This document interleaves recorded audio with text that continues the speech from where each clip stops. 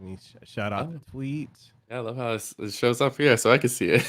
Oh, it has to go live here before it goes out there. Is that how No, it works? I think it hits. It should hit Okay, yeah, it hits simultaneously. So Oh, okay.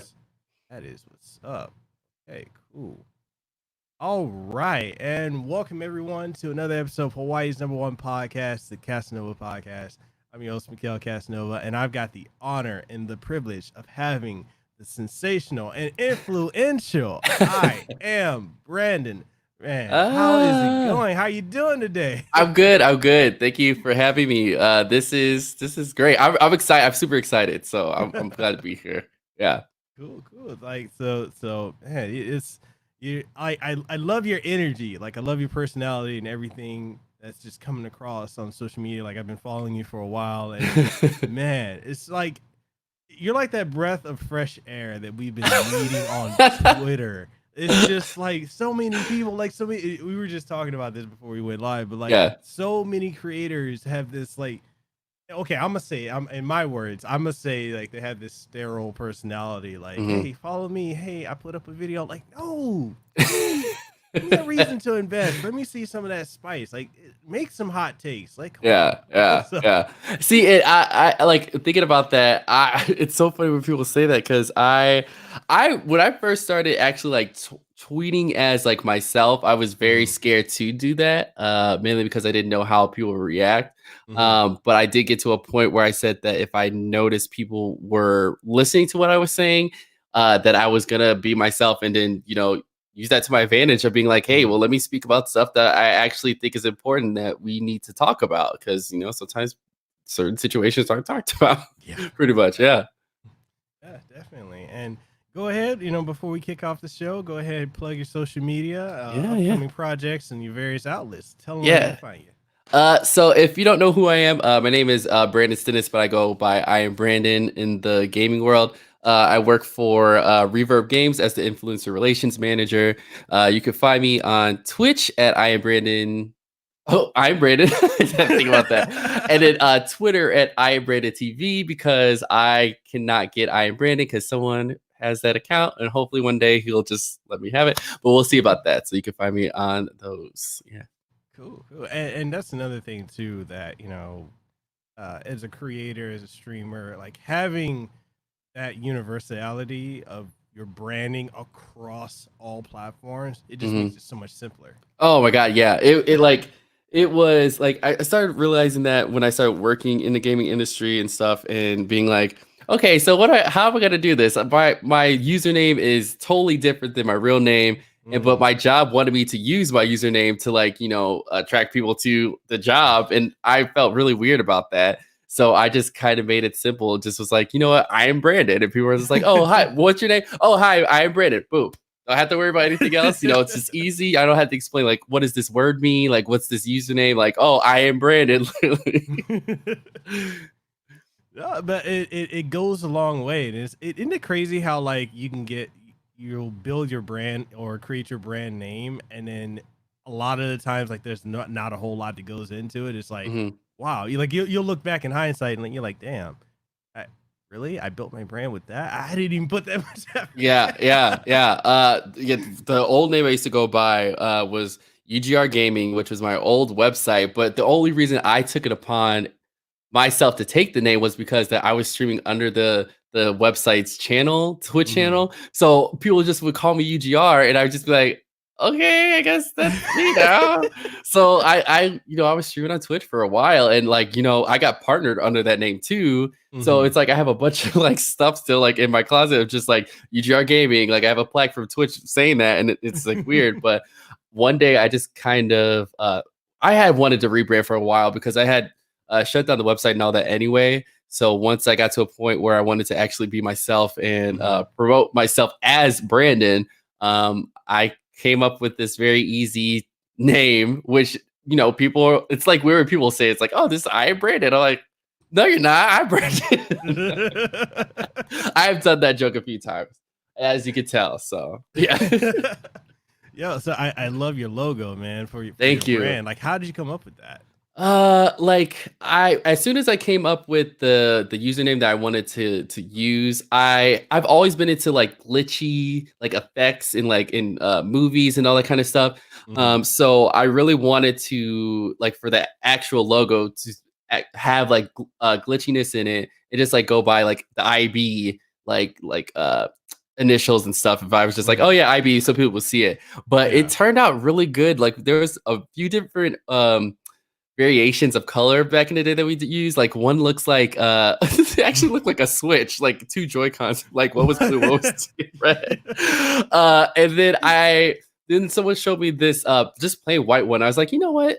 You still get the same effect and it still looks cool. And like it's if from a far away, like if people don't know who I am, it just Mhm. still looks visually like, whoa, what is that? It's like, Yeah. how does it look like that? Yeah. So I was really proud of it when the whole rebranding stuff happened. I was so excited and was ready to throw out all the old stuff. And it's like, let's just go with something that I really enjoy. So on my Twitch channel, everything like my panels, they're all glitchy too. And like all my Mhm. overlays and stuff like that too. Yeah. Cool, cool. And that's the thing too. Like a lot of creators I know, they think that they have to plan and make everything perfect the first time that they go around. And I keep telling them like, no, you're Hmm. gonna change everything at Yeah. some Yeah. point. You're gonna rebrand. So Hmm. Yeah. Luckily for me, I had a few friends who already like went through the process of rebranding, so I knew what I needed to do. mhm. Um, especially going through all the social media stuff and trying to find out what was available and what I could actually use. And so Twitch was the main one. Like I had to have iamBrandon. If it wasn't going to be like that, I wasn't going to use the name. So which I'm kind of shocked that nobody did it, but I was the one that had it. I grabbed that off the Twitch, and I saw obviously there was other social media names with the iamBrandon thing, but I just switched it to TV because that's what most people who can't get their handles obviously on social media use the TV to kind of represent. Oh, I'm a streamer kind of ways. So, Mhm. but one day, if I get that iamBrandon, I am taking it. I'm very tempted to message him and ask him because he doesn't really tweet, Mhm. but I have a feeling that he's gonna be like, oh well, pay me $1 million. I was like, well, okay, all right, you can keep it. You can keep that. That's cool. So do you mind like giving us a background on yourself, like how you got into gaming and Yeah. like how you got into Twitch and content creation and the gaming industry as a whole? Like what's that journey been like for you? Oh, it's so funny because I just talked about this like 30 minutes ago with somebody. I was on the phone talking about this. So it's fresh in my mind. So I've been playing video games since I was like very young, very young. Mhm. And I like when I was in the 8th grade had like aspirations to work for Nintendo.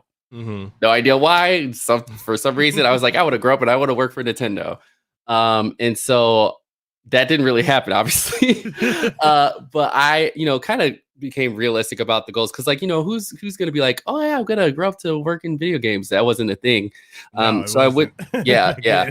then. So I went to school to be a teacher, and I wanted to become a teacher, learn all the techniques of doing all that, which is Mhm. why now obviously I'm not a teacher, but I kind of apply some of the stuff that I did learn from my teaching classes to like trying to educate people on stuff that they may not know about with streaming and kind of coming at a different way than most have, which I Mhm. think that's why some people do listen to the stuff that I say because like I have had experience as a streamer, and I'm gonna show you what not to do that I made mistakes on. So I do it in that kind of way.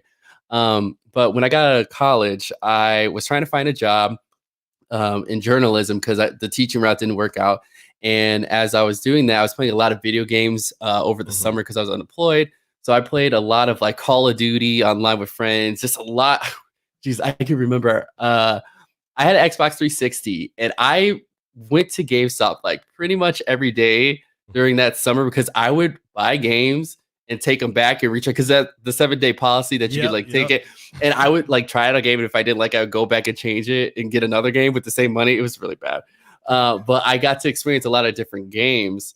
And so one game I ended up buying was this game called Nier, which a lot of people at this point know the sequel, Nier Automata. Woo! Yeah, I love Yep. the first game. Love the first game. Was super obsessed with it, and when I was looking up information on it, I didn't really see a lot of like reviews on it that I would think Mhm. there would be out there. So I at the time was trying to figure out a way to do an online portfolio for myself, to try to give to like editors to show that I had some work out there because I didn't have it at the time. Mhm. So I was like, you know what? Let me create a blog about video games because that's what I'm doing. Let me write about the reviews on games I play and see what happens. So I started a website called UGR Gaming, and then I started going on social media and collecting the different social networks with the name, and then started like publishing the articles online. And somehow people started finding it, and mainly because I was like also having conversations with people on Twitter as well. Which I think a lot of people who are starting off like content creation, like follow a bunch of people, but they don't interact with them, or just like posting things, but just like leaving that there and not like actually interacting with folks. And so once I started doing that, people were actually going like, "Oh yeah, there's this person who's talking to me. Oh, I guess they're from a website. Oh, let me check out their stuff." And then people would share it, and then other people found out about the website and wanted to kind of work with me on it, and so. I had this like staff of people who ended up joining me on this website. We were writing for quite a few years, and then we ended up doing a podcast for it. And the podcast got picked up by iHeartRadio, and then started streaming on Twitch. And when that started happening, I was like, okay, well, the website was meant to kind of be a springboard for everybody to kind of find what they wanted to do and kind of be that step for them to get into the gaming industry. And then once I kind of found like a great avenue for myself, everybody else who was in it too actually went and doing stuff in the gaming industry as well, which is pretty cool. And kind of went on their own path. So once that happened, I kind of shut that down. And I like started applying for positions in social media because that's what I was kind of like interested in at the time. And I ended up working for a marketing agency that for McDonald's. I was doing marketing for McDonald's social media, and that's what was my first job, learning about like social media, how it works and all that kind of stuff. And then I got laid off the year after that. What? Yeah, it was crazy. But at that time I was streaming on Twitch, so it was like I was learning about this new avenue that I didn't really know about before, and actually putting in myself as my own personality to showcase on the internet, which I never expected. And so I learned about partnership with Twitch and like all that needed to be involved, and I knew that's what I wanted to do. And so I just like worked really hard at that. And speaking of social media, I was like using Twitter at the time, and that's at the time I was under the UGR gaming name as myself, and I think I was talking about stream teams on Twitch. And I happened to be using the program called XSplit, which, if you don't know, it's one of the programs that you can use to live stream on Twitch or Mixer and all that kind of stuff. And so I was using their program, and I was also affiliated with them. And so I said something about like I wish that the United States stream team of XSplit would get like a little bit more like kind of visibility in events and stuff as the UK streamers would, because they were like going to events and doing all this kind of stuff. And so at the time, their UK community manager was following me on Twitter, reached out to me and asked me about like, hey, like, I know you have these concerns, but one of the reasons why we don't have this going on in the US is because we don't have a US community manager right now. And so I was working at the time at the Illinois Lottery doing social media there, because that's, I found that job. And I was like, oh, well, here's my resume. If nobody's, I live in America. I do social media. Like, here you go. And so I ended up doing, I interviewed with them. It took like a 2-week process. And I remember they're based in the Philippines. So I was like freaking out, because I was like, I had to wake up super early for the meetings. And I was like, I don't know how this is going to work. Cause like, I had to be at work with their like trying to call me, and I don't know how I'm gonna take these interviews. So I remember I went downstairs and I was like trying to be like really slick on the phone and like trying to hurry up before like had to go back upstairs to my job. And so I did that, and then like 2 weeks later they sent me an email saying like, hey, we want to offer you the position.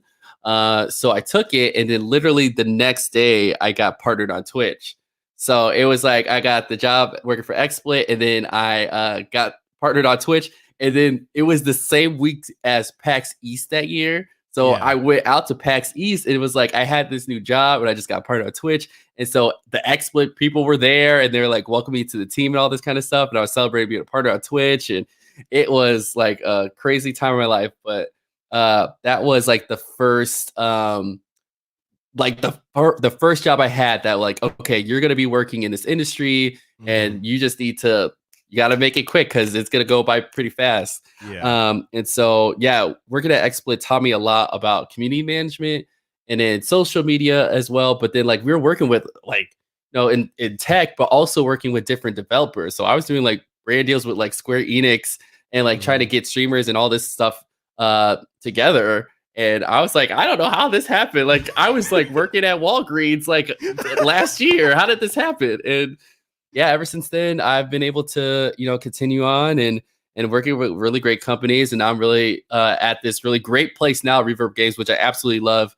I love the entire team. Like I love what I'm doing. I'm back working with content creators, which is one of my passions. And that's what I felt I was missing before. But now since I'm with a team who's like very passionate about what they do, it's like really family oriented. They've been very welcoming to me coming to the team. It just feels good to be like back in that space and then wanting to help other content creators like thrive. You know, that's what I've always kind of been passionate about, I would say. Yeah. Awesome, man. And long story, sorry. No, dude, we're all about the organic conversation. So like I'm like, as you're talking about it, I'm on the journey with you. I'm like, yo, it sounds crazy. It sounds crazy because it's like when I tell the story, it sounds like it's made up. But I was like, no, this really happened in this sequence of things. Like, and I've always been a very big believer on if things are meant to happen, they're meant to happen. And you know, certain things in my life happened badly and would have put me in a different spot. But you know what? I just kept pushing and tried to get myself out there. There were so many times I wanted to quit. And if I would have, I would have probably been pissed at myself now. Because I would have got here. So this is, I'm in a really happy place where I'm really proud that I could say that I worked really hard to get to where I am now. So yeah. And it's this thing too, is like a lot of people think like, you know, especially if they want to get into content creation or working with the gaming industry or tech industry or whatever industry, they think, oh, there's this perfect roadmap where you do this, you do that. And I'm like, no, there isn't. Like it's such a variable thing. Like, you know, for us growing up, wanting to work in the games industry was like, you know, for us as kids, that wasn't even really a thing. Definitely not an option. Yeah. Right. Yeah, definitely not an option. And it's like, you know, going to like, for me, like I went to school for communications marketing. I wanted to go into journalism and do PR. And like when I got my degree, that's when social media took off. And it's like, all right, well, I don't need to work for a PR firm when you could just go on Twitter or Instagram. Yeah. And it's like, you know, I feel like learning how to transition into that and learning how, you know, the power of social media, of marketing, of branding and PR, and just being able to, you know, work with, you know, it, like I tell people who are like, oh yeah, I want to review games, I want to do this for companies, but maybe I'm too small or maybe I can't in contact with them. I'm like, okay, well, here's the thing. You got a game, right? You have a game. Pick up the game and review the game you have. Yeah. That's exactly what I was doing. I still, I did that for a very long time. And that's why I always try to talk about, I think you were saying something too about this, is investing in your own content. You know, a lot of people, and especially now, are hoping for everything for free. And it's like, you know, that's not how it goes if you're trying to build yourself up to something. Like, you can't just like start something and just expect everything for free. Because I remember my very first review copy of a game, I think it was Saints Row 3 for the Xbox 360. I still remember that because I was like, oh my God, like I've been writing reviews all this time. They actually sent me a game. And it was shocking, but like it was because I was writing reviews from games I had already bought and purchased, and I played those games. It wasn't because like I was waiting for somebody to send it to me for free. It was just investing in my own content. And, you know, I was able to send them emails saying like, hey, I write for this website. Here is other reviews I've done in the past. Would love to review your game. And luckily they took a chance on at the time, an indie website to do a review on their game. And we did the review on it. So, yeah.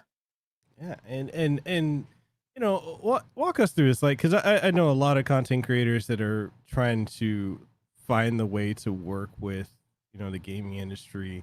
In Mm. your opinion, you know, does the size of like the follower count or sub count or any, does that really matter, or is it more so hard Ooh. work and quality content, or is it a mixture of both? In your opinion? So for I love I made that sound for.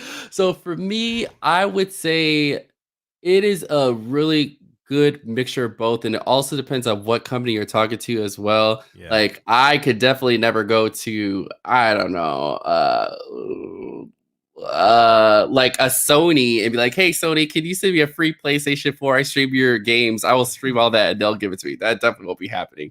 You But I never would say know. like, well, that would be the day. And if that happens, I will definitely be like, okay, I was wrong. You were right.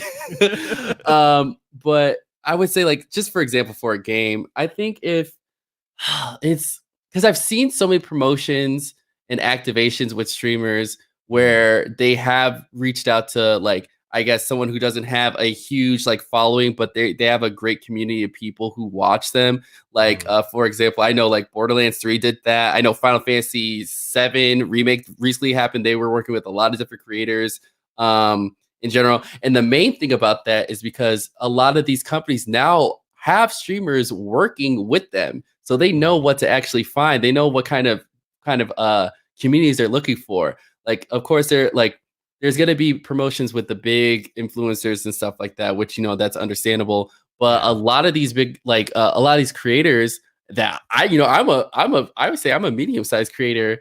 But I have really great supportive audience who do support me, like within Twitter and Twitch and all that kind of stuff. So I think that it is worth trying, but you need to have the resources and the stats to back you up and know what you're talking about. If you just go in there and say, "Hey, I stream on Twitch, can I have one of your games?" That's not going to work.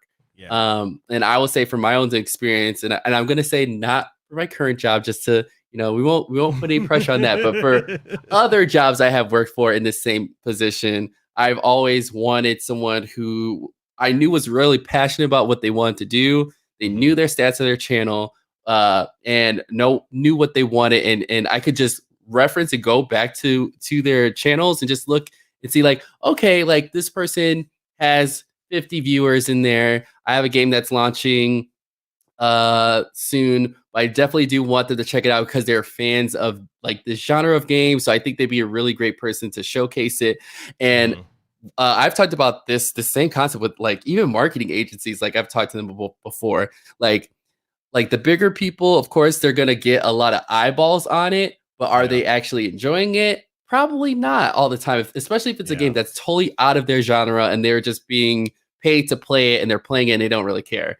That's why when I do this stuff, I get very specific. Like if I'm gonna be doing a sponsor stream with someone, I want to know that this is their genre. This is something that they like. This is something that they're interested in. I don't want to pitch anything that's just like, okay, I have a game. Let me go to Ninja. He has like, you know, 1 million followers on Twitter. So if he posts about this, that's gonna like go to sales. Absolutely not. Like if it's like Ninja's into this game and he actually is liking it, and like his audience are going to want to check it out because like, oh, you know what? I watch Ninja. I respect him. So I'm willing to check out this game too if he really likes it. But I feel like a lot of the smaller creators are very awesome subject matters of just being interesting subjects to have in campaigns for that kind of stuff. Because you could see the passion and the communities are really great and they do follow really great people. I've worked with a lot of great people who may not be the biggest in the world. And I don't want to, I never want to look past those people, and I won't, because I know what they do provide, which is really good communities and passion about a project that I'm working on. Yeah. And that's the thing too. It's like, it's really, you know, I've been in your position before. Like I used to do stuff with Microsoft. I used to work for them. I've done the PR side. I've been with them when they were doing Microsoft Game Studios that shifted over to the retail side when they came out here to Hawaii to open. I was actually part of the team that opened the first. Oh And wow. oddly, this only still for some other reason we only have one Microsoft store out here. But I was here for that. Yeah, I was here for that, and I was a trainer for the retail side of Microsoft out here too. And it's like, like you were saying about, you have to look at certain aspects. Like, okay, you may not have the numbers, but you've got the passion. You've got a great audience. So, yeah, I could definitely see working with you. And then you've got the people that have the huge audiences. And I've seen it. I've worked with influencers back when I was with Microsoft, where it's like, yeah, you got the following, but you can look at them and be like, yeah, I don't care about this. Yeah. And that's why I've always, and I work as if it were me. And I always try to find people who are genuinely interested in the game. And that's why the first conversation that I have with anybody is, okay, these are the games that I have working with. These are what type of games they are. I will give you like all the information. Go through it, see if it's something that you're interested in. If not, we always have something else that we could try to check out later. I'm totally a person who's willing to negotiate with somebody. If they really don't like it, I'm totally cool with that. And if they are kind of hesitant, but they try to say yes because they want to, I take a step back and I'm like, you know what? Maybe let's not do that. Let's not do that. Because the worst thing is to, give someone a sponsored stream and they absolutely hate it and they're having a horrible time, and then their audience is having a horrible time, and then your job is not having a good time because this person is not enjoying what they're supposed to be promoting, and it just looks bad. So that's why I have always learned, just having people having general interests, besides like if it's a paid thing or not, as long as they have interest in the actual thing they're promoting, then you should be good, So that's been my stance since I started doing like influencer management since for like 2 years ago, and it's worked so far. I haven't ran into a situation where I gave somebody a game before talking with them and it was just like they had a horrible experience and it was like, ugh, cringe. Sorry. Yeah. Well, and that's another thing too. Like I feel like a lot of creators and streamers also, some get the, okay, so let me step back and dive into it a little bit better. So when for example, for me, when I work at companies, so I work with, Bandai Namco, occasionally I've worked with Square. I'm finding my footing with them now, but I've worked with them in the past. I've worked with, Bethesda, many other companies. And when they pick me, like, hey, here's a review code, or hey, can you stream this game? I treat that like, my life depends on it. Like, hey, you chose me out of millions of people to cover this. I'm gonna look, I'm gonna get the results back to you, like the review back to you within, X amount of days. I'm gonna have this fully gone through my review. I'll stream it as well as review it. Yeah. And I just, I give it all my, all the PR I can from all my outlets. That's super appreciated. Let me tell you that right there. I will tell you that right there. Super appreciated. But it's like, then I know other creators that they don't get, like, they'll get a code and they're like, I'll play it when I feel like it. And I'm like, no, you can't do that. Yeah. I have so many thoughts on this whole thing. So obviously, I stream, so I tend to sometimes get some of these opportunities where I'll get a key. Like, for example, I got Final Fantasy Remake. I knew that like I wanted to stream this game and I was gonna give them as much content as I could. And the thing about it is that, especially when it comes to streaming games, like I feel like the company who sends you keys, they're not looking for you to play the game for like 80 hours and like stream, like expect you for 80 hours. They just want you to make content with the game. This game that they put out there, they're giving you a key to promote their product and they're giving it to you for free. So you can, showcase it to your audience and show them what this game is about. As long as you're actually doing it, I think that's at least appreciated, that they could go back and look through the history and be like, this person I gave a key to, okay, they actually did something with this. I appreciate that. Thank you. Because the coolest thing about that is they'll remember that in history if there's another game, like, okay, you know what? Let me go back and see this person contacted me. Oh, I sent them a key. Did they actually stream this game? Oh, yeah, they did. Okay, so I would like to work with them again. Or if you didn't, they could easily go back and say, okay, I sent the key to this person. I have no footage. I have no coverage. I have no content from this person. Why should I send a $60 game for free to them and hope that they will actually do it?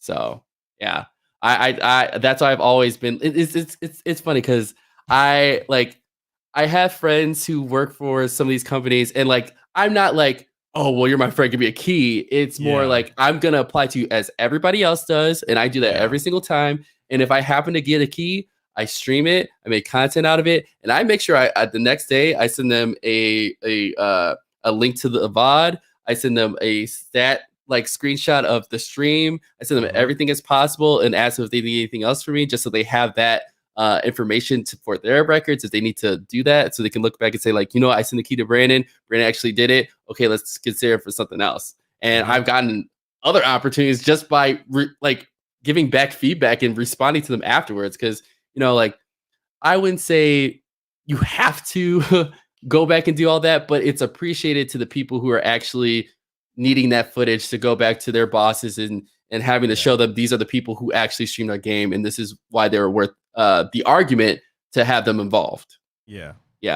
And I did that for Dragon Ball Z Kakarot when that came out earlier this year.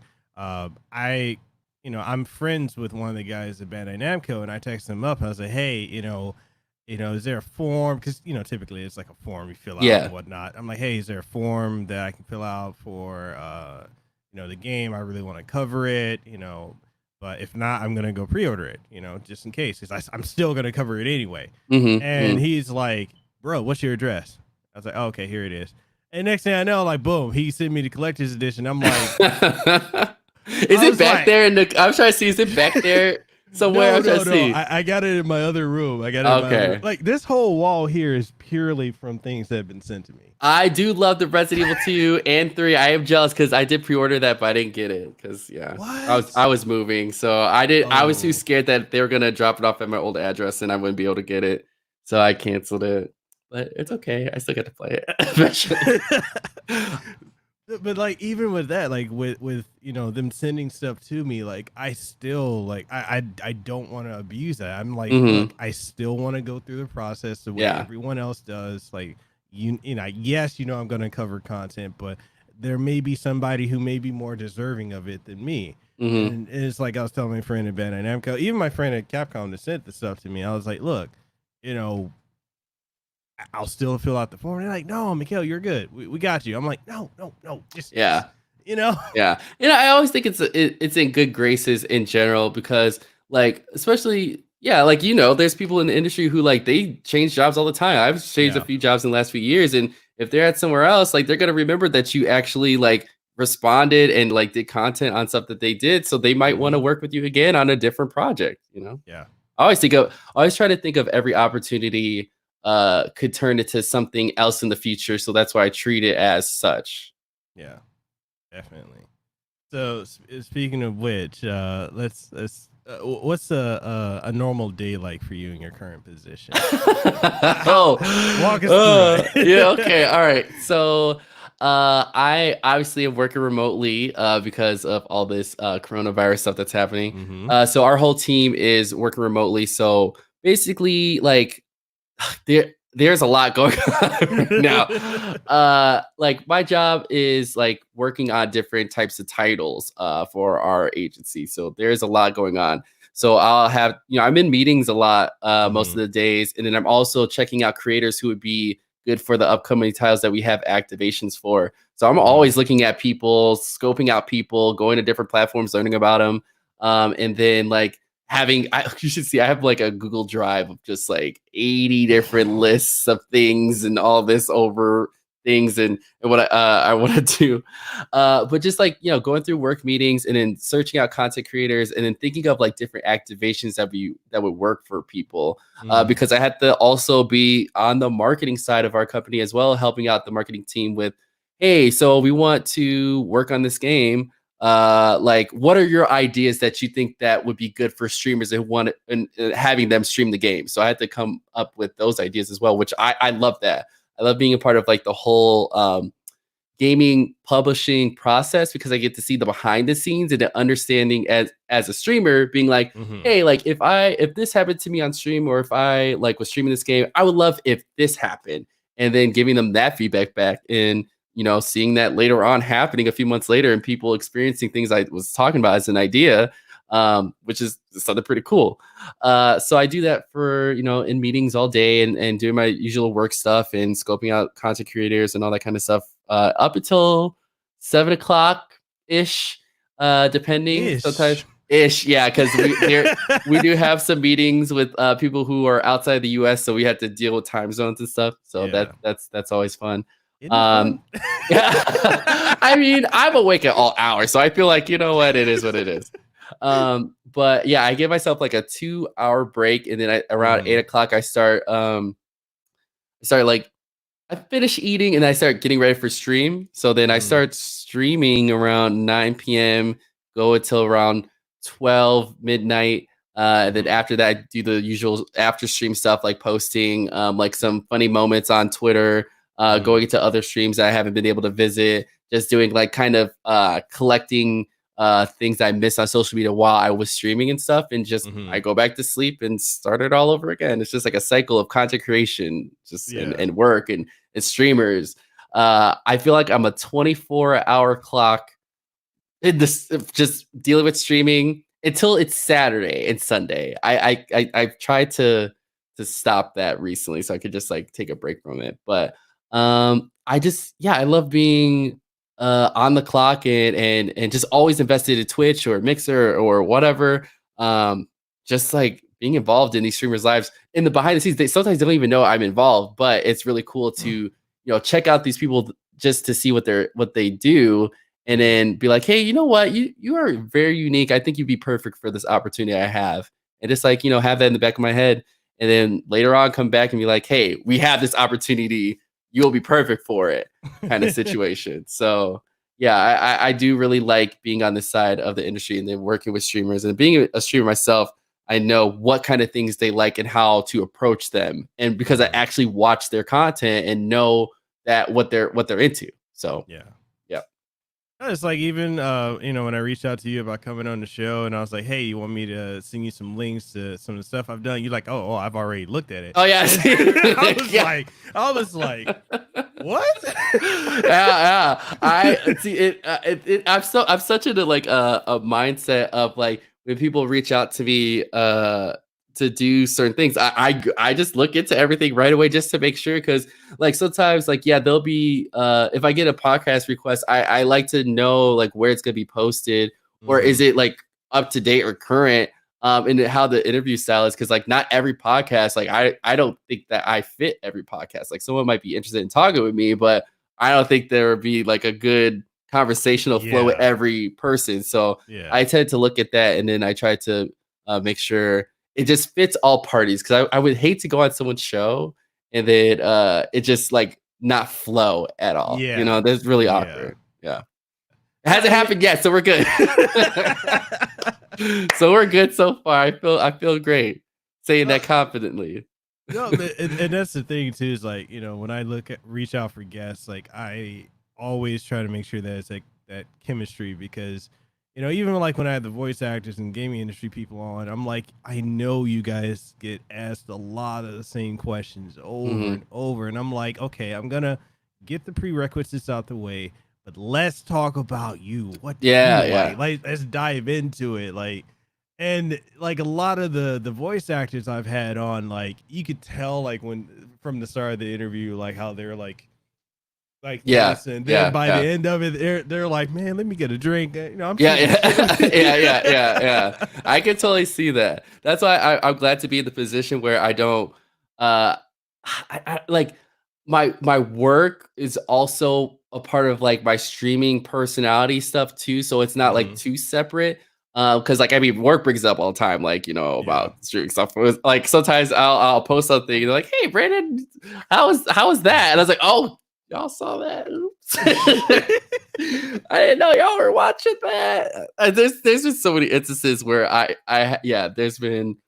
I'll post something and then somebody from work will say something to it, not in a bad way, but just like will remind me that like, oh yeah, there are people who are watching and I work with, but it's all good. Cause just in general, I've always been very open about how I am on social media. And I've always wanted them to like at least be following me and know about me in general.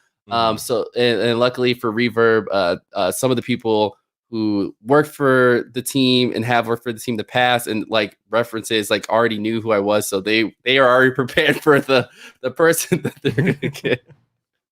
No, but I mean, it's the energy and the personality. Like you add the flavor to the company. So, that's the great part. And it's, that's one thing I've learned about the game industry that, the last couple of years I've been able to work in it. And it's like, it's huge, but it's very small. Yep.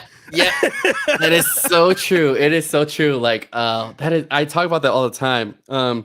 Is that when something is going on, like, especially I would say in streamer Twitter world, that's when you start noticing stuff, and it's like I take myself out of it because I do not want to get involved in like that kind of stuff.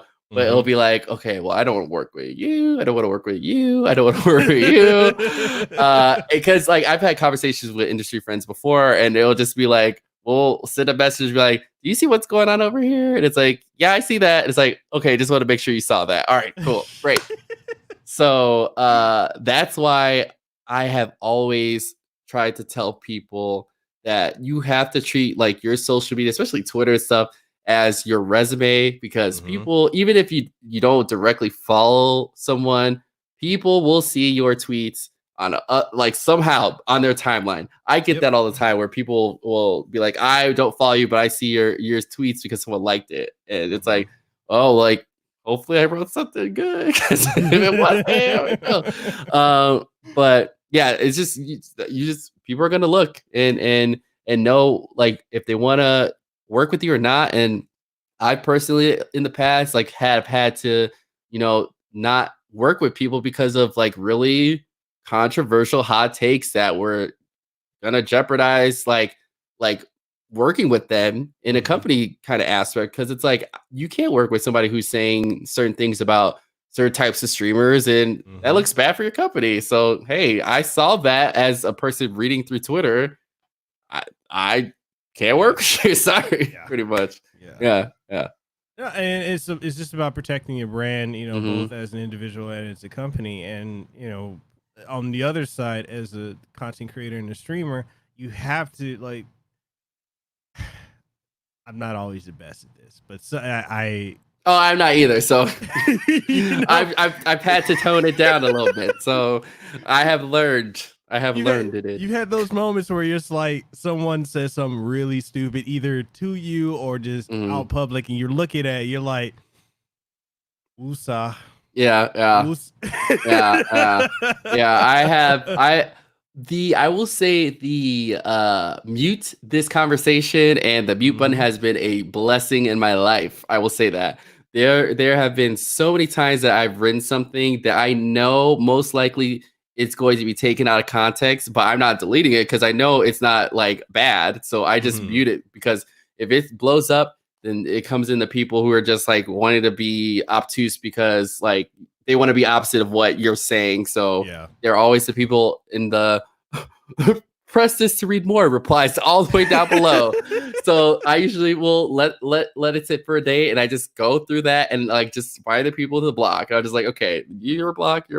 That's the easiest way, because I like sometimes I just like post things and like I know like obviously if it was really bad, so many people wouldn't like it or retweet it and that kind of stuff. Like you would see more people like arguing and be like, okay, you're wrong or whatever. But some people just like want to argue with somebody on Twitter for some reason, and I'm just like, No. No. Like, I think I'm pretty like, not too controversial, question mark, when it comes to certain things. I say that with a question mark. But I have talked about controversial topics because sometimes I've felt that like certain things do need to be spoken about. And some people don't feel comfortable talking about it, but I sometimes I'm willing to take that bite. You know what I mean? There's been a few times that I was wrong and I was willing to say I was wrong, you know? Luckily it wasn't nothing too crazy. It was just that, you know, take a look back at what you wrote and realize what you wrote, pretty much. Yep. The audience is like, give us an example. No. Oh, an example? What kind of example of which one? I can actually probably give an example that I'm willing to talk about that does not, you know, go too crazy, you know. But let me know what kind of example you need. I could probably definitely do that. Yeah. Like, okay, so I can give an example of one for me. So as you know, like I interview a lot of voice actors. That's a very huge and small community. There was a certain voice actor last year who got. Oh, I think I know what you're talking about. Yeah, you know, that's from Dragon Ball, right? So I did an interview with him because I was at the same convention. Convention flew me out. And they're like, "Hey, would you interview all of our guests?" And I'm like, "Yeah, sure, why not?" I mean, it's part of my job. So I interviewed him, and because I interviewed him, I had a lot of voice actors, a lot of prominent ones, cancel me last year. Ooh, oh wow. Yes, yeah, saying that I was, you know, my interviewing him is siding with such and such, and the controversy around him, and I had fans. Oh my god, the fans coming out of the woodwork, and I'm over here like, I just did an interview talking about Star Trek and music. It can be such a sticky situation for sure. Yeah, it can be such a sticky situation, and like the I will say a good example of something like that it could be done in a way where it's not like glorifying something that happened. I don't know. Have you ever heard of the show Dark Side of the Ring? Yes. Okay. Have you seen the Chris Benoit episode? Yes. Okay. Yes. So that is a great example, I would say, of like doing an interview or telling a story about someone who did something really horribly wrong, but like explaining the story in a way where it's like you're telling the story but never glorifying it, but trying to show all sides that people didn't know about. And that I use that as such a great example because I watched that thing and like obviously like I lived through it and like, you know, I hated Chris Benoit, obviously what he did to his family, but watching the series, you get to see what the family was thinking or what his friends were thinking. We didn't know that, you know? So it's really, I always feel like stuff with context and how things are done. It's very situational. You never know. Things just switch up. It's so weird. Yeah. Especially in media. It really is. Cause it's like, I got dragged into it again the beginning of this year. And I got dragged in with no association. They just dragged me into it. I was like, and I had to tell both the kick side and the pro side, leave me the fuck out of it. My name is Bennett. I ain't in it. Yeah. Sometimes it's just better just like, I tap out here. Sorry. Right. But no, like I agree. Like Dark Side of the Ring is definitely one of the best shows that I've seen. Like, I think it's a great documentary. I don't watch wrestling like that anymore, but every episode I watch, it is done so well. I think it's the fact that it's on like a channel that not a lot of people get, but it is so well done. Whoever like created this concept, I just didn't know that this much craziness happened in the wrestling history. You know what I mean? And they do some really good topics that like are definitely super controversial, but they do a really good job of telling the stories. Yeah. It's like the people, you know, when you get people that say, "Oh, I missed the Attitude Era. I missed when they were doing chair shots and this, and this," and they don't do that anymore. And it's like, there's a reason why. Yeah. And they talk about that reason. It's like, oh, okay, all right, we see. So I guess Chipz-N-Stix, for the example he wanted you to do, he said a controversial topic that you believe in standing up for or something that matters for you. Oh, wow. Okay. Oh, I just thought of 3. Go for it. I will say a controversial topic I would say that I always stand up for is when the topic of what female streamers should wear on their channels and people try to police women on what they should wear. And I do not like that. Whatever someone wants to wear, that's up to them. And I think that no one is taking anyone's viewers away from them. That's not how it works. Like if someone's going to watch someone, they're going to watch someone. They're not being taken away because of this situation. I hate when that whole, it comes around every few months. It's like a guy streamer says something about cleavage or something. And then it gets into this whole thing about like, oh, blah, blah, blah, booby streamers and all that kind of stuff. And I just think it's ridiculous. And the other thing I would say controversial topics is, which is so crazy to say it's controversial. It's not. It's just about respect. But obviously, you know, I'm a person of color. So I do bring up a lot of topics that like people who are not people of color don't want to hear about. So will definitely be on the forefront talking about like, hey, you know what? Like, this is not right. You know, when I first started streaming on Twitch and was trying to get partnered, and I was like, you know what? I want to have a voice about the stuff that I'm experiencing. I talked about how like, I would like to name, like, tell us some of the top, like, Black streamers on Twitch. This was, like, a few years ago. And, like, people really didn't know. I didn't know. You know? Like, they were promoting it like that. And just being very vocal about issues that I think are really important, especially in marginalized groups, you know, LGBT folks and all that kind of stuff. And talking about that. And how we could be better as a society to allow or just be more respectful for people because of their differences, or the fact that it's just like, hey, you may not be like me, but you don't have to disrespect me in certain kind of ways, you know? Yeah. But yeah, I would say the biggest one is always the female cleavage on stream thing, and people getting in a bunch about that. And it just turns into a conversation where it's just like treating people who watch and support your channel as a number or just like a bank source for like financial source for you. And I will never be that kind of person to feel like anybody who follows me or anybody who supports my channel, oh, well, you're just paying my bill, so that's it. I don't care who you are at all. You know what I mean? So yeah, it just irks me. I don't like when people treat other people as like things and like, you would not be anywhere without me. No, it's like you would not have the support you would have if it wasn't for people who are watching you and that kind of stuff. So sorry, I get really passionate about that. I'm over here like, dude, here's the wheel. Let's drive us down it. I'm ready to go down. I'm buckled in and ready. Yeah, okay. The topics I can definitely. I love talking about this kind of stuff anyway. So for sure.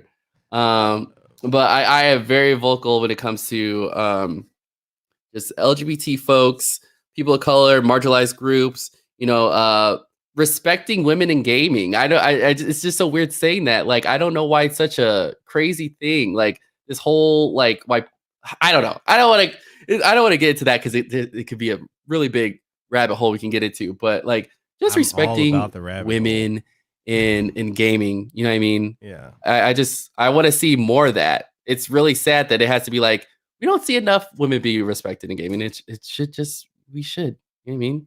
Don't you have a mama? that's what I want to say sometimes. Don't you have a mama? Would you disrespect her as you're doing that to somebody else? But that's why I do have a response for that. Every time I do see those controversial posts from a dude saying something about like a woman's like attire or something. And it's this really great video from Gabrielle Union. She was on like an Oprah special. She was talking about actually she was referring to women tearing down other women just for like whatever reason. But it's just the fact that like, you know, the fact that you are like tearing somebody down that you don't know, you're giving them more power than they would ever have before because you're being a hater, you know? And you should just like, you just look like a hater when you do that kind of stuff, you know? And it like, I don't know the full quote, but it's just a great video that it's just good for those kind of situations where it just looks like you look like a jerk just by talking about like, I hate that kind of stuff. Sorry, get me started. I got hot. No. 'Cause look, I'm all about the rabbit hole. As my audience knows, like, you know, I have no, I'm all about it. I'll talk about it, and sometimes it's to my detriment. But you know, there've been some hot takes that I've made. Like, I've said that we need to get rid of Black History Month, and the reason I say that is because Black history is American history. We need to be talking about that, not just the shortest damn month of the year. You know? Let's talk about it. Like, why is it that people only know of certain folks only on a certain month? And why do we only talk about that? Like, no, it needs to be American history. We need to put an emphasis on it instead of trying to bury it and ignore it. I don't know. That's been a hot topic. I've got a hot take I've gotten in trouble for. But I will say the one thing about that is, at least for me, I can respect other people's opinion about certain things. You know what I mean? Like, if I may not agree with it, I'm never gonna be like, oh, well, you know what? You're a horrible person for thinking that. You know what I mean? Just like, you know, if you have your opinion, I have my own opinion about it, and you know, I feel like you can agree to disagree. I think that people forgot about that. Like, you don't have to, like, you can agree to disagree and still, like, have respect for somebody and what they're saying, as long as it's not, like, you know, something super out there crazy. Yeah. About just, like, other stuff. You know, I think you can agree to disagree at any time. It's like civil discourse is almost like people have lost the understanding and ability to have it. It's like, you can, like you said, you can agree to disagree. Yeah. And just walk away from it. But a lot of people were like, no, I'm going to make sure you understand and think as I do. And I'm like, okay, so now you stepped into being an authoritarian.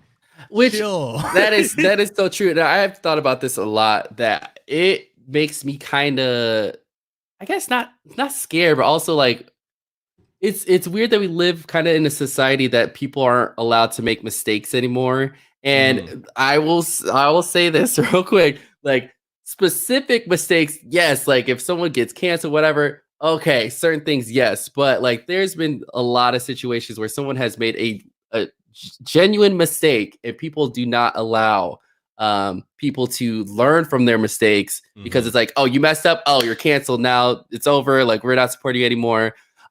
There's a situation, well, like, obviously name names, but like a friend of mine, he made a really horrible mistake that I know he did, but I know this person, and you know, he needs help on that, which he does. But like, obviously, people online who don't know him and they see what he did, they, we're not supporting you anymore. Like, don't ever come back and this and that, blah, blah. But we're not allowing people to grow and change. And it kind of scares me that it's like, if we don't give people that room to grow, we're not all perfect. Yeah, I mean, I'm not a perfect person. I never want to get to a situation where, like, oops, Brandon, I don't know, said a curse word on a children's television show by mistake, and then I get canceled. I know that's really silly, but just like, if that kind of stuff, I just, people are going to make mistakes, and I want people to, like, look outside of themselves and be like, okay, let's look outside of Twitter. Have you made a mistake in your life before? Yeah, you have. You definitely have. If you have you learned from it? Yes. Have you been able to better yourself from a mistake? Yes. But I think especially when Twitter and social media is involved with all types of things, and it's like kind of such a microscope, like, I feel like everybody just closes in on one situation and just loves to climb on top of it. And that's why, especially even thinking about streamer Twitter, why we see a lot of these really controversial issues keep popping up and then and growing even bigger than the person who actually did it, is because that everybody is retweeting and saying their take on it, instead of being like, okay, this person did something really horrible, I'm not gonna give that attention to make it rise. These people who do that, they get even more attention, more subscribers, more money, more views, because people are amplifying it by quoting and putting their 2 cents on it, when it's not necessary to do that, like the girl who was talking about, like, what was it?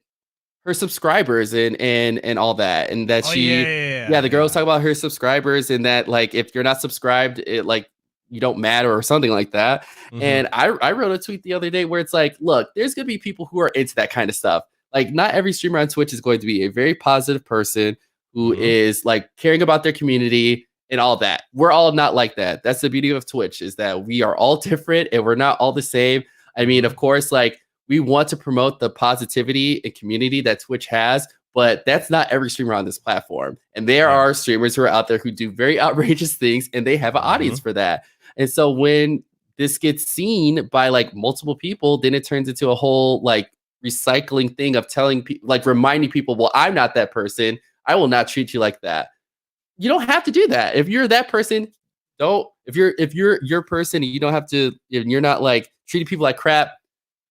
Don't do that, and then you don't have to amplify that person making things even better for them that you don't want to showcase. You know, it's I don't know. It's just a weird cycle. That just stuff that you don't want amplified, it gets amplified because other people are saying what they wouldn't do, and more people see it, and so they continue to do it. It's just like a crazy ring around, bro.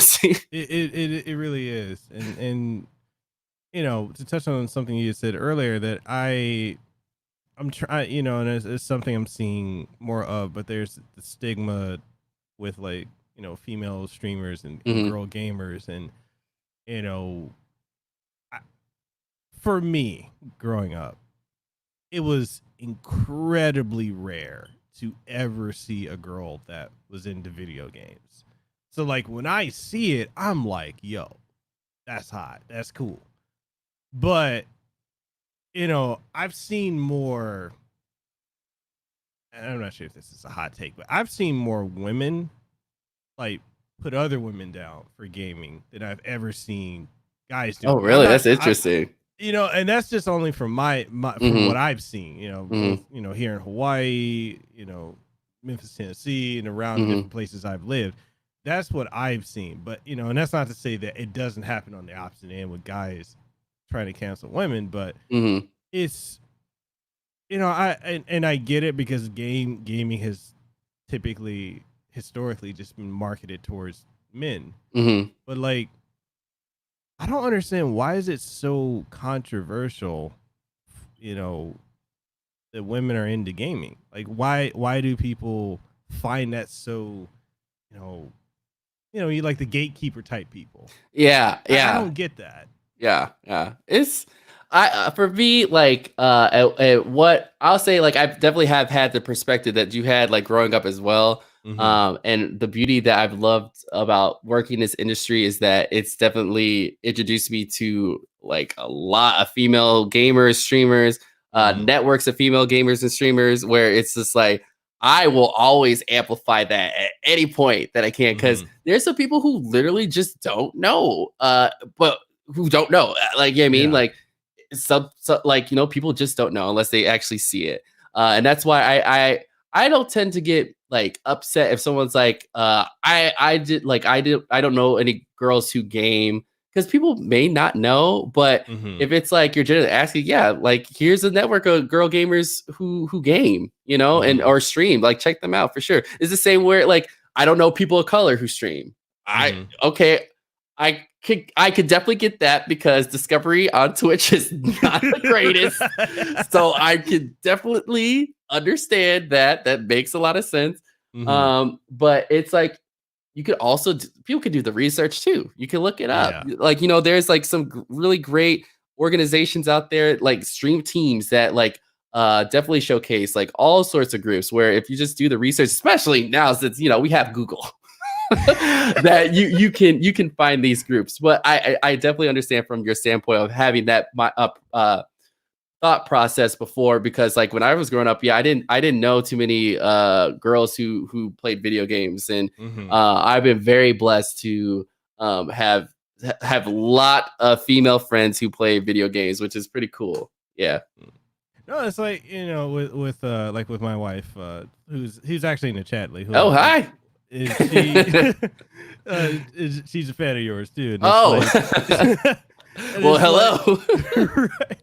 And it's like, you know, when her and I, before we started dating, we were just hanging out as friends. Like, when I would go over to her apartment, and like she would be playing Ghosts and Goblins on Super Nintendo, and I'm like, "Is that yours?" She's like, "Yeah, it's mine." So she had all these other consoles, and I was like, "You like gaming?" And she's like, "Yeah." marry me, please. And you know what? And the thing about it is, I'll say this too, is that I think it's the interest that you're interested in her, and then she's also was interested in something that you really like that you didn't know. Which that's Yeah. the element of surprise, which makes it that much better too. Yeah. It Yeah, yeah. is crazy. So like, yeah, it's like when I see people like if I see dudes that are like, girls can't play games, blah blah blah, and I'm like, man, shut the Yeah, yeah. you know? That never makes any sense to me. It never makes any sense to me. But you know what? It's always cool to see someone use that as motivation to just prove somebody wrong, you know? Yeah. Just yeah, it's crazy. Yeah. But so before we got a couple questions in the Yeah. chat, but I wanna hop on this real quick because you Uh-huh. spoke recently on wanting more POC and LGBTQIA plus creators Yes. involved in creating opportunities for working with game devs and studios and giving a spotlight on that. Do you mind speaking more on that and why it's important? Yes. Okay. Yeah. So obviously, I'm a part of both groups in general. So always have a big passion of like, if I'm at this point, like if I got here, I want to try to bring as many people as possible with me. You know. So like when I have seen like other activations from other companies in the past, like we always see the same 5 individuals or same like few top people. And I've talked about there's so many great creators out there who are POC, who are LGBT, but they don't get looked at because companies aren't looking for them unless it's like Black History Month or if it's like Pride Month. That's when they start reaching out, like, hey, we want to feature and showcase you. Which is, I'll say, is another reason why I do not like participate in some of those things anymore, because of the fact that I don't want to be just spotlighted because like, oh, you're gay, oh, you're Black, okay, let's talk to you because it's you'll fit our profile for this. I want you to be talking to me at any sort of time, like when you got stuff going on, or if I don't fit like a promotion, that's fine, but at least having that conversation with me outside of those months, so I don't feel like I'm just the token Black guy that you're trying to fit into there and fit your quota. I'm good with that. So that's why I've been very active on trying to reach these awesome creators who may not be getting the opportunities that they should be getting, because I'm on your side because I'm in the same boat. So I want to make sure that you're getting as much attention as the same 5 people who are out there, but you could be doing so much better too that people don't see it. You know, it's just but I always feel like in general, as a person of color, I just always have to work 10 times harder all the time just to get my name out there, which that's how I did, because I just always had to do that. And I feel like as long as I'm helping out other people, and if they are fitting like our opportunities for like a game, and it's like they're interested in it, and it's like, you know what, you will be perfect for this. Let me like get you involved in this as well. That's what I want to do. And I feel it's important. I feel like every company should be doing that. It always really boggles my mind that when it starts to be like February or June, and then you start seeing okay, everybody's raising the flag for this and that, and it's like, okay, so this month is over. Are you still supporting all these groups of people that you were saying? And most of the time it's no, you don't hear anything until the next year. So yeah, you've seen it too. Like some companies at the 30th. Okay, at 30th. All right, we're out. We're out. Wow. Especially June this year, Pride is canceled for most stuff. So it's gonna be very interesting to see what companies will be supporting, you know, LGBT organizations or LGBT folks when there is nothing to support because coronavirus canceled everything. So we're all inside. Yeah. So I'm very interested to see how June's gonna work out. And that just speaks to the importance of like representation and and not only just representation, but you know, not selective representation. Oh, it's February, we're gonna do, you know, let me see what Black creators are out there or POCs are out there that we can work with. Oh, it's June, let's see, you know, what people of the LGBTQIA plus we can work with. No, this needs to be all the time. And you know what? And I will definitely say Twitch has done a much better job at showcasing more people, like outside of like the celebratory months. They have done a better job over the years. It's taken them a long time to get there. I remember the very first activation they tried to do. I don't know if it was the very first, but it was the one that I think was the first, but that I was involved in, and it was like people freaked out because it was like the first time I ever heard of a Black History Month, and they're like, "Who are these black people? Oh my god!" And it was like that's how it was. I remember I was like in the comments, like fighting stuff with people, like "Get out of here!" Wow. But it was good because the commotion was a time that you knew that change was needed and it was happening. You know, there's Black creators being featured finally on Twitch without having to be like in the thousands and thousands of viewers. It was like as obviously it was for Black History Month, but it was nice to see that because when I started streaming on Twitch, I didn't know any Black streamers at all, and it wasn't until maybe a little bit after I got partnered that I met a few, and then after that, then I met everybody. So yeah.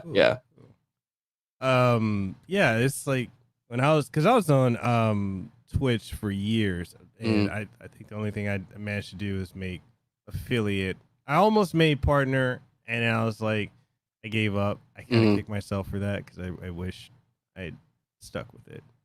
It's just like I'm doing well on YouTube, and I'm like, what about Twitch?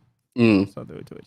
But anyway, when I was on Twitch, like I didn't see anyone that looks like us at all. It's like you go through, you see the same top people all the time, and admittedly, Twitch has gotten better. It's gotten better over the years, but for a while there, it's like if you weren't playing PUBG or Fortnite or you weren't Ninja, like they were not bothering. Well, yeah, I remember the very first TwitchCon. I even wrote this was before I got partnered and everything. I wrote a tweet about like looking through the top people that they were featuring on TwitchCon, and it was just like all bearded white dudes, and I was just like, I don't see myself in any of these people. Like this has got to change. I need to. I don't know what happens. Like if I get at some point where I could talk about this, or I need to showcase something, I'll put myself out there for that. And I feel that I've always like I will try to do my best to show support and show representation of marginalized groups. If I gotta take the horrible crap that people will say, the trolls and all that kind of stuff, I'm willing to do that if it just helps somebody else like be able to step forward and go surpass what I'm doing. And that's why I've been very proud of like the progress that I've made, is because I've seen so many people of all kinds of races, all kinds of everything, who have like came to me and told me like, Brandon, like, thank you for being open about what your life is like and your experience and giving advice and not being a person who is like just like not approachable, because like if I didn't take your advice, like I wouldn't be here in this position I am in now. And that's what I've always wanted for people. Like if you could take anything that I've done in my life and apply it to your life and make it better, and you can surpass anything that I'm doing, my job here on this earth is done. I'm here to help people, and if I helped you, I did what I was supposed to do. Yeah. So let's see, you got a couple questions. We got Chipz-N-Stix. He has a question for you. He says, how do you maintain a good relationship with a company or a developer and give an honest review for a game while still not bashing it? Ooh, that's a great question. Okay, so I'll say definitely, do not be afraid to be honest. It's about the language that you send to them, about the feedback that you have.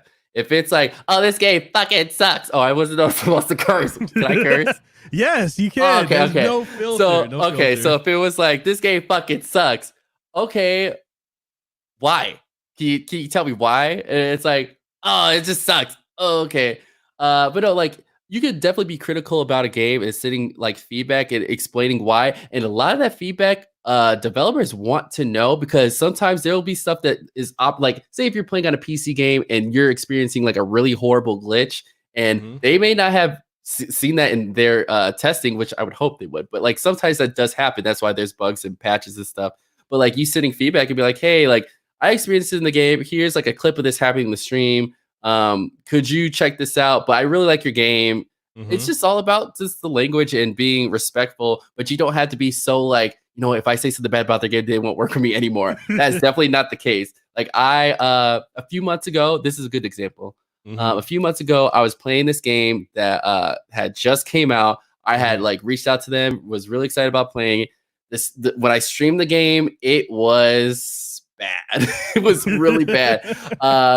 The frame rate was just all over the place. I couldn't play it. It was really bad. But the next day, I sent the dev team a link to my stream. I was like, you know, I was trying to stream your game last night, but I was having really bad trouble actually playing the game on stream. So is there anything that we can do, or is there anything that I should be doing to fix it? They sent me back some feedback on like what I could do, and it was like a patch that I had to download. And then I ended up downloading it, and the game actually worked fine. That ended up not really liking the game after it worked. But after that, I just sent them an email back, just basically saying, you know, thank you for letting me play. It's not really my cup of tea, but I appreciate you all sending it out to me, and I just want to make sure that you all saw that I, you know, did a stream with your game, so it's out there. Yeah. So you could definitely be super honest about video game reviews. It's just about the language. So never your game fucking sucks. And I'll say one more thing, because I've had to work social media accounts for games in general, which that is a whole nother beast. Where you know you'll deal with social media people or trolls just being like your game sucks, and you're trying to get feedback from them, but they're not actually explaining why.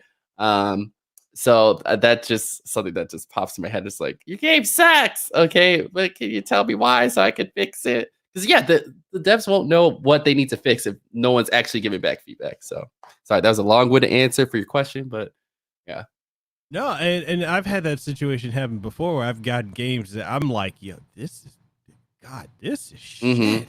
But you know, and I've told other creators that I know, like in my Discord group, I have a lot of, you know, various content creators, streamers. I've got people from the gaming industry in my Discord. And one of the things I keep telling people that are other creators I've worked with is, hey, you may not like the game. Be honest, but provide constructive criticism. Why it's bad. What could they improve upon? Like, super helpful. You know, like find some silver lining. You know, just gonna say, no, this is the worst goddamn shit I ever played. Man, fuck this game. Don't buy anything from. Yeah, you're gonna get blacklisted. Yeah. That is very true. That is very true. Yeah, gamers are very interesting characters. Right? But I will say, I do not currently miss having to do social media for games, because if it turns out bad, gamers are very vocal and not always the best at expressing themselves. I'll say that. It's so true. Gaming Master O, his question is working with the game companies as easy as just asking them? Oh, as a streamer or like working for them? Because that's two different answers. I'm assuming working with them, like as a streamer or content creator, right? Assuming. Gaming Master O, if you're still here, if you can give a little bit more context, but yeah, we'll go with trying to work with them as a creator. Yeah. I think it's pretty easy if they are open to working with you. If I've ever worked with a company on a launch or something, it's been pretty smooth. Like, it's not like I have to jump through hoops and all this kind of stuff. I mean, they're pretty straightforward if they want you to do something and you just kind of review like what they're asking. And as long as it's good with what you want to do, it's just pretty much, here you go. I mean, obviously I've done some paid stuff before and I've done some non-paid stuff before. But I've always made sure that I was comfortable doing whatever activation there was, because you will never see me like put on a chicken suit and play a game because this company told me to. It was, I mean, unless it was for like $1,000, okay, maybe I'll do that.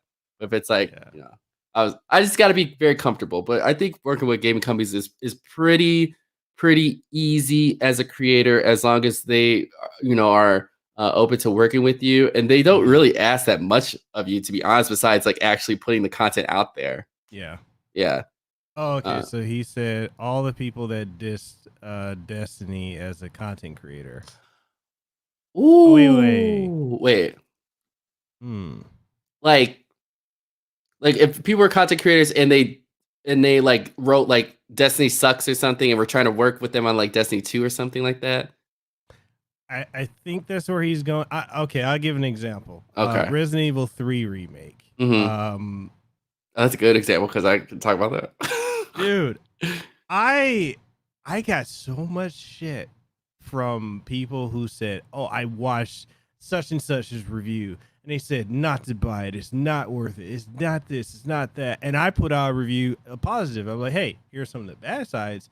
I love the game. I thought it was fun. I thought it was amazing. You know, and I have a close relationship with Capcom, but you know, if I was in the shoes, because I've talked to, I know several other people in the Capcom PR, and that trying to be very selective. You always got to do that. You know, you got to be very careful, right? You know, it's like there was a lot of negative publicity from content creators on YouTube and journalists about Resident Evil 3 remake, and it like, I get it if the game is not for you. You know, people were saying it's too short. You know, it wasn't enough replay value. You can beat it in less than 5 or 6 hours. And I'm like, hold up, every classic Resident Evil game is short if you know what you're doing. So yeah. So, you know, and I definitely, when the game came out, I wrote like a tweet about like my thoughts on it, and you know, I obviously said like what I thought was negative about it. I said what was good about it. I said I thought it's not worth the $6 game, but I did enjoy it for what it was, and you know, if people want to check it out, that's up to them. I'm not the judge, jury, or verdict. So people are more than welcome to take that opinion or not. But I think if like you're just talking about it and like a company gave you that game, like I said earlier, it's all about context and language, you know. If it's just like super disrespectful language, and you could probably find really great examples of people who have been pretty out there. You'll know what not to do. But you know what? I'll say there are some personalities out there that's their brand. They're just like, they will talk crap about it, and they can do that. But that's because they've gotten so much clout to the point where they can say whatever they want. But I wouldn't say use that as a roadmap to try to use that as a brand. It doesn't work for everybody, but for some people it does. So yeah. Christian Enriquez says, for iamBrandon, what kind of content do you stream on a day-to-day basis? Okay. So that's a good question because I don't even know. Okay, so I am like a variety streamer now. I was known back in the day for playing a lot of Resident Evil games. So I played through a lot of the series all the time. And I started speedrunning Outlast a lot. And then I started to try to you gotta help my wife because she's now playing Outlast, and I speedrun that. It's amazing. She is scared. You gotta, Leihua, you're in the chat. You're gonna need to talk to Brandon. Yeah. I know that game like this. Like I played that game for a year straight. And the reason why I sped run that game a lot was the fact that I was able to interact with chat at the same time as I was doing it, because I knew the game so well that like people come in to talk to me and be like, whoa, like how are you playing this game and being able to interact with chat? And I was just like, because I know this game and I'm talking to you. How's your day going? But on Twitch, I stream a lot of retro. I don't know if you can see behind me, but I have a lot of my retro consoles back here. I don't know if it's gonna that, but I stream a lot of retro games. I also stream like Overwatch sometimes. I do play a lot of scary games because that's kind of my genre. For some reason, people like me playing those games. I do hate them sometimes, but that's why people like it, because I guess my reactions are great. If you ever look up my channel and look at the top clip on Twitch, it is a clip for me from 3 years ago when I played PT and I was drunk on Christmas. And the character Lisa kind of popped out of nowhere, and I was drunk and I threw my controller across the room and fell out my chair. And Twitch actually like posted that video like for everyone to see. So yeah, if you go look, you'll see what I mean. But I'm kind of all over the place when it comes to gaming. Like my streaming is mainly about connecting with the people in my chat. I have a really good connection with people on my stream because a lot of people who watch me, we're around the same age range. So it goes into a lot of conversations about, oh, you remember like Fox Kids and like, Spider-Man and X-Men cartoon and all that. We talk about all the kind of stuff. It's really, we're like a weird bunch of folks, and it's mainly my fault it's gotten like that because I'm an awkward, weird person in life. So I've been able to collect the weirdos around the world in one place. But yeah, I'm a variety streamer. So you like last week I was playing the game Night Trap for two or three streams. That game is very woo. Yeah. The expression said all of it. Yeah. So if you want to see the Night Trap streams, I think they're pretty good. That game is not the greatest, but yeah, I'm a variety streamer at heart. Expect hopefully a laugh if you come through and watch my channel. Because I can't even explain what half the stuff is happening because it's just kind of happening. This is why I feel like I wouldn't be like a ninja because I'm not good at competitive games. It's just that some games are very bad and I love to play them. So, yeah. Sorry, that was not a really good answer, but it was like an answer I think I would feel comfortable giving. But I do have a trailer on my channel now, so it kind of explains it. And you'll see what you're getting into. So if you see it, you'll know like, okay, he's a hot mess. I'll click follow right there. Okay. So since we're talking about Twitch and streaming, so when it comes to platforms, streaming's top go-to is Twitch. Yes. But what are your thoughts on, say, like YouTube or Mixer or Facebook Gaming and other platforms for streaming? Yeah. So when it comes to like streaming, I feel like it's always up to the person where they feel comfortable at being at home and watching. I always say like, yes, like a lot of people will be prone to want to go to Twitch because it's the main popular one, but some people may not want to deal with all the kind of like things you have to go through while you're on Twitch. Like discoverability is not that great. There you have to go through kind of like a little high school kind of situations where you have to deal with streamers and their attitudes and egos and all that kind of stuff. You gotta deal with that. And then, like you gotta kind of play the game of hoping that Twitch will notice you amongst thousands and thousands of broadcasters. Like I'm a partner now, but I mean, that doesn't really mean that much. And when you get to a certain like level at Twitch, I don't really matter to those people all the way up there. I'm not making them a bunch of money. I'm not like having thousands of viewers at the same time. And that's why I've also switched my mindset of not worrying about my viewership on Twitch. I'm more about the community that's there and the people I'm talking to and like whatever we're doing. And let's just go with that. But when it comes to other platforms, I'm a big fan of Mixer, mainly because of like I've been able to work with them when they were Beam and all that stuff. So I've always been very prone to want to work with those creators as well, especially my job now. Like I want to get them involved with stuff too, because like yes, Twitch is like the main source that people want to go to, but there are also really great Mixer creators, and they're a new platform, and so like giving them opportunities now is always, it looks good on that end. You know what I mean? I've done YouTube gaming streams back in the day when I was like not partner on Twitch. I was trying to figure out what I was going to do. It was something. I will say that.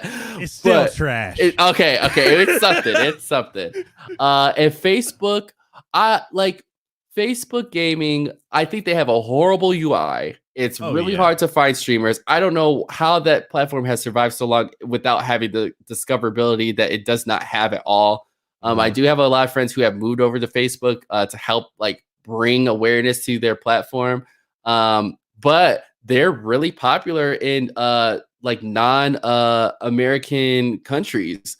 And they're blowing up. Like if you see the stats on Facebook gaming, they're much higher than Mixer, and they're like, it's like Twitch, YouTube, Mixer, Twitch, YouTube, Facebook gaming, and then Mixer has, especially in the last few months, Mixer is pretty small. So it's just about like where you feel home and comfortable. And that's why I always say, whenever you're trying to stream on a platform, where if you feel yourself going to another streamer's stream on that platform and feeling comfortable, that's the place you should call home. Because as like being a streamer, it should not be about okay, I'm gonna stream and now after I'm done, I'm out. See you later. I've gained my community and the progress I have by being a part of other people's community, actually watching other streamers, enjoying their chats, rating other people, supporting other people. That's how I've got a lot of my support, because just by supporting other people, that's the easiest way, and that's what I call network.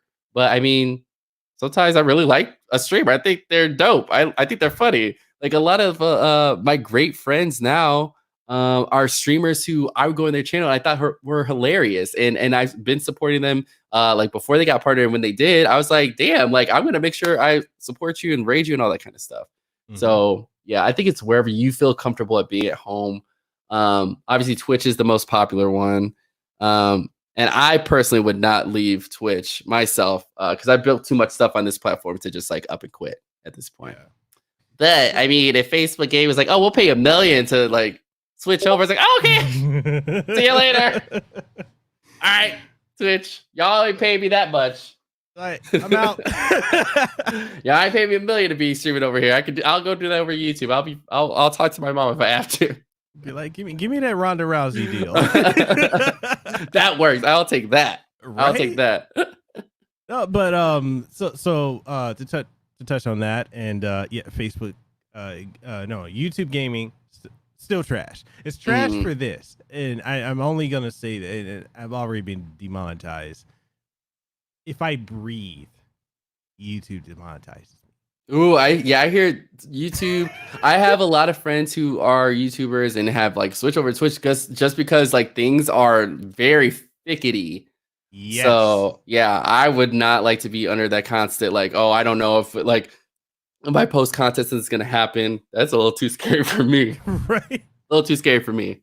So it's like I left Twitch to go here, like, because I already produce content on here, I already have an audience. So I was like, okay, I'll stream on YouTube. And I like streaming on YouTube because, discoverability on Twitch compared to YouTube, it's better on YouTube. So I'll get people. I'll go from, where we're at now with, we're at 15 or so people, and then I can go up to like 70, 80, 100 some odd people watching a stream. It fluctuates. I'm like, okay, it's cool. When I was on Twitch, I'm like 2, 3. And I was going hard for like, even my wife too. We were both going hard on Twitch for years. Didn't go anywhere. So, yeah, Twitch is a grind. Yeah. It like this I always have said I could not imagine trying to start streaming on Twitch at this point. I don't think I would have made it. Like when I started, it was not like there was no like affiliate. There was no like it wasn't all this fancy stuff that they have now. Like I was in a Twitch age where it was just like, all right, you're gonna stream. All right, figure your shit out. You figure it out. There wasn't all these resources where you could find out how to do it. You just had to figure it out and have your own personality. If you weren't personality or that good at it, you weren't gonna make it. And I don't think I would make it at this point now, but luckily I was able to convince people that I was funny. So I guess it was in the cards for me. And it's like for me, like with streaming on YouTube, like I stream the show on YouTube, and I do my video game streams, my review, I do everything there. So it's like kind of like a central point for everyone to come and check it out. But then, when I'm streaming a game and I do long streams. I'll do 5, 6, 7, 8 hours. Hell, I've even done a 15-hour stream. Woo, I don't know what that is. Like, it's just, I forgot what game I was playing. I was engrossed in it. I even forgot I had a chat going. Oh wow, yeah. And it's like I'm putting in that much time, and then YouTube's like, you know what? You breathe, so you're demonetized. So I'm like, I did this whole thing, and I'm getting nothing out of it. And I'm not one who's like always about the numbers or always about the money, but like it's you're investing your time into your work. Yeah, And yeah. doing this is work. And when a platform punishes you, like I got demonetized. It was a stream, like for whatever reason, last couple of months, any video I put up instantly demonetized, or like Chipz in the chat said he went to sleep and woke up and he gets demonetized. It's like that. Wow. Like, and a lot of bigger creators I know from ACG gaming, some of the tech YouTubers I know that are, 1 million subs or more, they have the same problem. They're like, hey, I'm going over to Twitch, or I'm going over to Mixer or Facebook Gaming, because YouTube, we would love to do it here, but YouTube just... It's crazy. It's really crazy that like the staff there is not like even trying to like do much about it. Like, and I have like kind of been in the background just like looking at stuff. And I follow some the YouTube, like big heads of YouTube and all this kind of stuff. I was like, why are y'all doing this to the creators on your platform? Are you guys gonna do something? They're like leaving to go other places. Like their main source is your platform. But I have no words for that. I have no idea. It's very strange. It's like, oh, we don't care. Whatever. They're dealing with that stuff. They can deal with it. So And it's like with their whole thing is like, oh, we don't care because we have celebrities coming on our platform. Yeah. And it's like you can't treat the people who have been riding and dying for your platform and bringing revenue into it like crap. And I wish, I've reached out to some folks at YouTube like, hey, I'd like to have you on my show so we could talk about this, because I think it's a real issue. Like, I'm at a point now, I have a decent size of viewers every time I stream, but I've been considering strongly, do I need to just switch fully over to Twitch? Do I need to go to Mixer? Do I need, like, I know Phil Ranta from Facebook Gaming. I just met him recently, Yeah, like he's super chill dude. And I'm like, do I need to go over? I don't really want to go on Facebook, but what do I do? And it's like YouTube just doesn't. I know I'm bitching about it, but YouTube. I get it. I get it. It's frustrating as a creator. I'm like, and it's so interesting. I was gonna say is that I think that like all platforms have that frustration too, because I've seen like Mixer streamers getting frustrated that same way. I know I've got frustrated with Twitch where I felt like they were not being very like being receptive to feedback or trying to work with people. So I can't talk about YouTube or Facebook, but I feel like a lot of creators do feel that same sort of frustration on platforms, because sometimes it's just like they're so out of touch sometimes, especially where it's like they're working with so many people and there's so much money coming in. Why listen to this kid who has like not that many followers, or at least me, not that many followers, and then where I could be talking to this guy who's bringing in thousands and thousands of viewers to the platform. So yeah.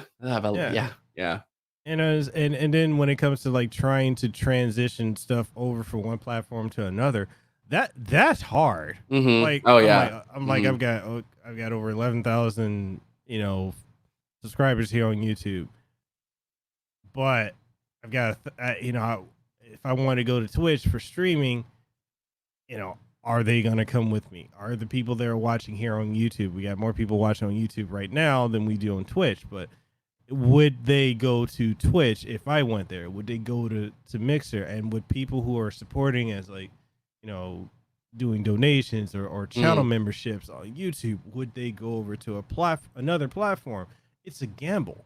And it's like you're gambling. Like right now, I'm a full-time creator. I quit my job. I used to be a senior systems analyst at the primary hospital out here in Hawaii, and I quit that in September because I was working 90 hours a week. It was insane. That and doing all this at the same time. So I quit that in September, and I'm very grateful that I quit, because my entire team that I used to work with and work under me, they all caught COVID-19. Just and we were the telecommunications team, so we set up the phones and the internet and everything like that. So we would have to go into the patient rooms and stuff like that. My entire team, they all got it. That's crazy. They all got it. So I feel sad for them, but I feel it was a blessing I got out when I did. Mhm. But I went from $100,000 a year to I'm getting by Yeah. doing content creation now, and YouTube is not helping at all. So it's a crazy situation. Like, I definitely know the full-time content creation world. What I was talking about when I used to work for McDonald's social media, and I got laid off, and that's what I had to do for a few months, and I was struggling a lot. I ended up having to like suck it up and be like, you know what, Brandon, like you're gonna absolutely hate this, but you're gonna have to go right back and work into retail, because like I was doing social media stuff, but I couldn't find anything, and I had to go back to work in retail for however long. It was miserable. But luckily I was able to get out of that. When I did, I closed that door and I ran out. I was like, I'm coming back here unless I gotta buy tissue. I'm out here, Walgreens. See you later. I'm done. And luckily I haven't had to look back. And I'll say real quick, that's one of the things that I'm most proud of is me being able to get out of that job. And it's essential. That job is essential for people, and I get that. So it's not like a thing where I'm like talking crap about people who work there. It was me specifically. I knew how I felt when I worked there and how I was being treated and what I wanted to do with my life and what my passions were. And it was not to work there. And then when I finally was able to finally close that door and not have to do it anymore, it was a great day in my life. And I'm at this point in my career where I feel confident that I would not have to go back to working retail if I lost my job or something. Like, I know I would be able to reach out and be like, hey, you know what? I don't have a job right now, but this is my credentials. This is what I've done before. And I think I would be very confident to be able to work somewhere else within the industry without having to worry about going back to Walgreens, because I don't want to. I don't want to. But, I did my dues. No, I even had a situation where beginning of this year, like there was a point when YouTube was just like even like regular content. We had like another adpocalypse, which I heard about that. I keep up with all this stuff. It happens way too much on YouTube, and it's like we had another adpocalypse, and I was doing pretty decent, and then for like January, February, it's like no, it was doing bad. So I was like, all right, I told my wife, all right, I'll go get a job. So I went and I did overnight inventory at Target, and I'm like, ooh, man, things I don't miss. I go in there, they're like, hey, you think about coming back to work here? No, but I'll find that toilet paper. Yeah. It's always interesting when I used to go into my old store when I had to go pick up stuff, and people like would still follow me on Facebook or whatever, and they would be like, oh, so what are you doing now? You playing video games and stuff? Like, how'd that happen? I was like, I don't know, but I'm glad I'm not here. I'm glad I'm not here anymore. Yeah. But doing those jobs really taught me a lot about being very humble to people, and it also kind of realizing that when you have to do something, you can't be so picky about what you choose to do. So that's why I was working there for as long as I did, because I had to make the ends meet and all that kind of stuff. But it motivated me to get out of there. So yeah, and that speaks to the larger thing that I think a lot of creators who want to be a full-time streamer or a full-time content creator, they may not realize the amount of work that goes into it. Taxes.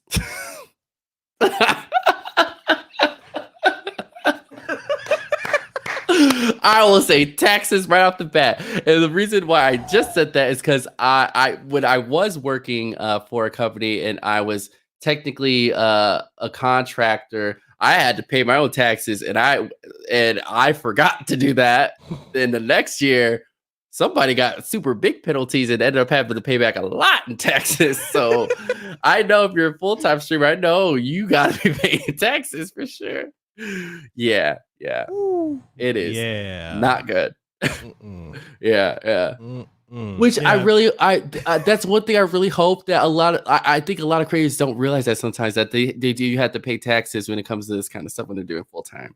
No, And insurance too. Woof. Yep. Yeah. A lot of people don't. They a lot of creators I've talked to, they're like, man, I wish I could leave my job and just go and do this full time. I'm like, yeah, but you gotta be prepared for it. You gotta be prepared for it. Yeah. You gotta be prepared for it. That's why like I know I couldn't do it again. Definitely not. Ooh. I did it for like a week, like a few weeks ago, and it was already like because I was in between jobs because I just started this job, and so I was like in between jobs. So I was like, okay, I'm gonna treat myself as a full-time streamer, and I did it like for 2 days. And I was like, I'm tired. I want to go to sleep. When can I start my job? I can't do it, but I do respect people who do it, like yourself, doing it full time because I just couldn't. I've tried it and it's hard for me. Yeah. Because I need to be like, my brain is just, I live in Google Sheets, so that's probably why.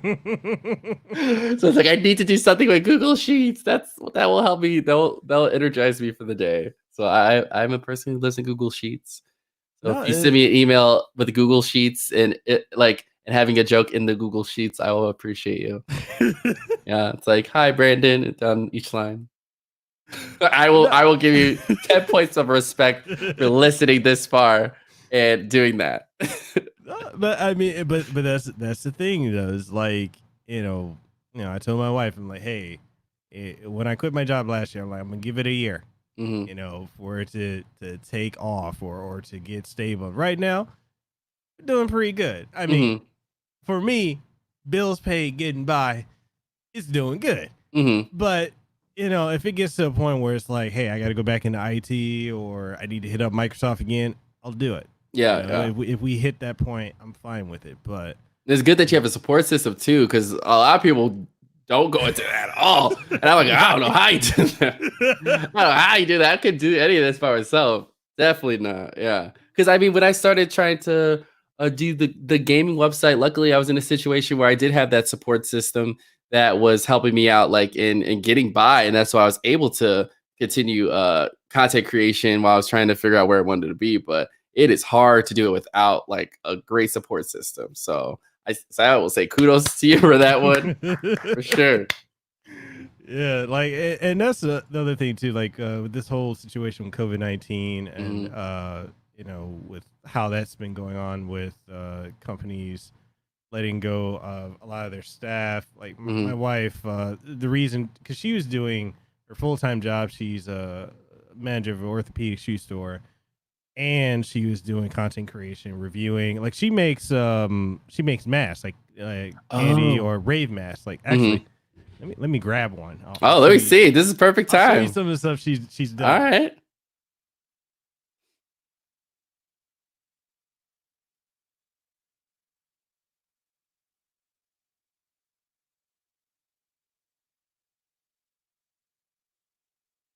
So, yeah. So she, and that's her. Yeah, she works with. Yeah, I was wondering if that was her station. Yeah. So like she does stuff like this, where like. Oh wow. Okay, those are cool. Yeah. So like she actually, because we're friends with most of the people that were voice actors in Fire Emblem Three Houses. So when the guy who does Seteth, he was actually like when they come out to Hawaii, they stay with us at our house. So she made that. She did a live stream of that. And then like if anyone's into fairy tale, she did for that. That's so cool. And she, like, I was telling her, I'm like, yo, you got a gift, because wow, that's Sub-Zero, right?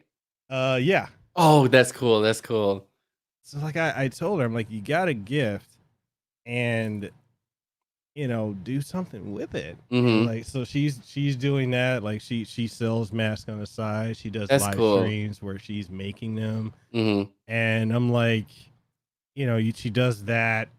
She reviews, like she did a review of the chair from Technosport that they sent her. She reviews video games. She streams video games. And I'm like, look, like I know because her company laid her off, and I'm like, right now, since we can't do anything, just go ham. Yeah, that is. Yeah, that's another thing. I've been telling friends, like, I'm really big into like the DJ scene in Chicago and like the local DJs and stuff, and they are all out of gigs because obviously all the bars and nightclubs are closed. So I've been telling them, y'all get on live streams, like get on Twitch, like you should be like, this is a bigger opportunity. Like you have no gigs right now at all. If you are not streaming or doing something right now, you're doing yourself a big misservice or disservice. Sorry, disservice by not using your talent and showcasing it to a brand new audience who would never hear you at this point. So why not do something to help further your brand at this point? Like a good example that I could say has been very successful. Like a lot of the drag queens out of Chicago and other drag queens have been like doing digital drag shows, and they're getting tips from people because they know what's going on. And so a lot of the bars are doing the same thing that are closed, and like they're tipping for their staff who are out of work right now, and they're getting tips from like patrons who would be in the bars who can't go.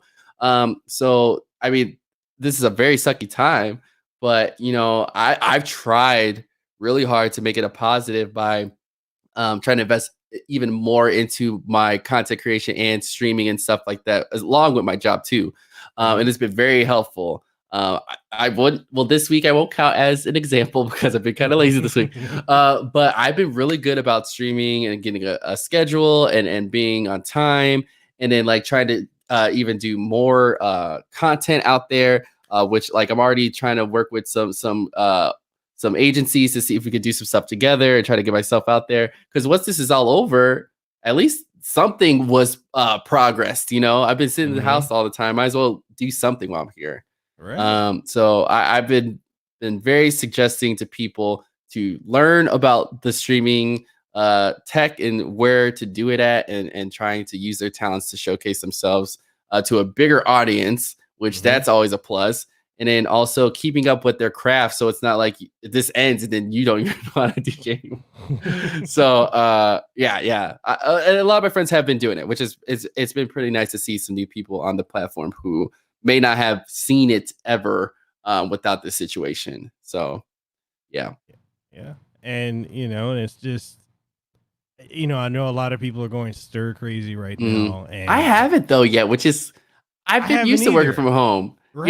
Yeah. When you're in your house, like content creating, it's like, what? I'm already here anyway, So I could imagine people who don't play video games or not use this. That's why I check on my friends every few days. It's like, are you okay? Do you need anything? I know you're not used to being at home, but yeah, I don't know what they're doing. I could imagine. I miss being to go out and dance. I missed that. Either bachata or whatever. Like I miss it. I think a lot of people do. For sure. I definitely do. I ended up buying one of those laser machines that they had. I bought one of those, so I'm gonna have those in my living room like on a Saturday. I was like, I'm gonna have something to drink, and I'm having a little dance party with myself. I did that last Saturday, and it was pretty successful. I had a great time. And I woke up hungover on Sunday. I was like, okay, I went a little too hard. And it's just me. I didn't get that fun with myself. All right. But yeah, it is something definitely I miss. But I'd rather people be safe and not be sick than having to go out and trying to have that little bit of joy. So yeah. How is it where you are? Like, how are people adhering to like the social distancing and the staying at home? Because here in Hawaii, man, people are every day people are having block parties. Oh wow. And it's crazy. People still going to the beach. They're like it's so crazy. I've spoken out on it before and I've gotten flack for saying it, but I'm like, look, I'm part Hawaiian too. I can speak on this too. But a lot of people here like to say like, oh, that's a mainland thing.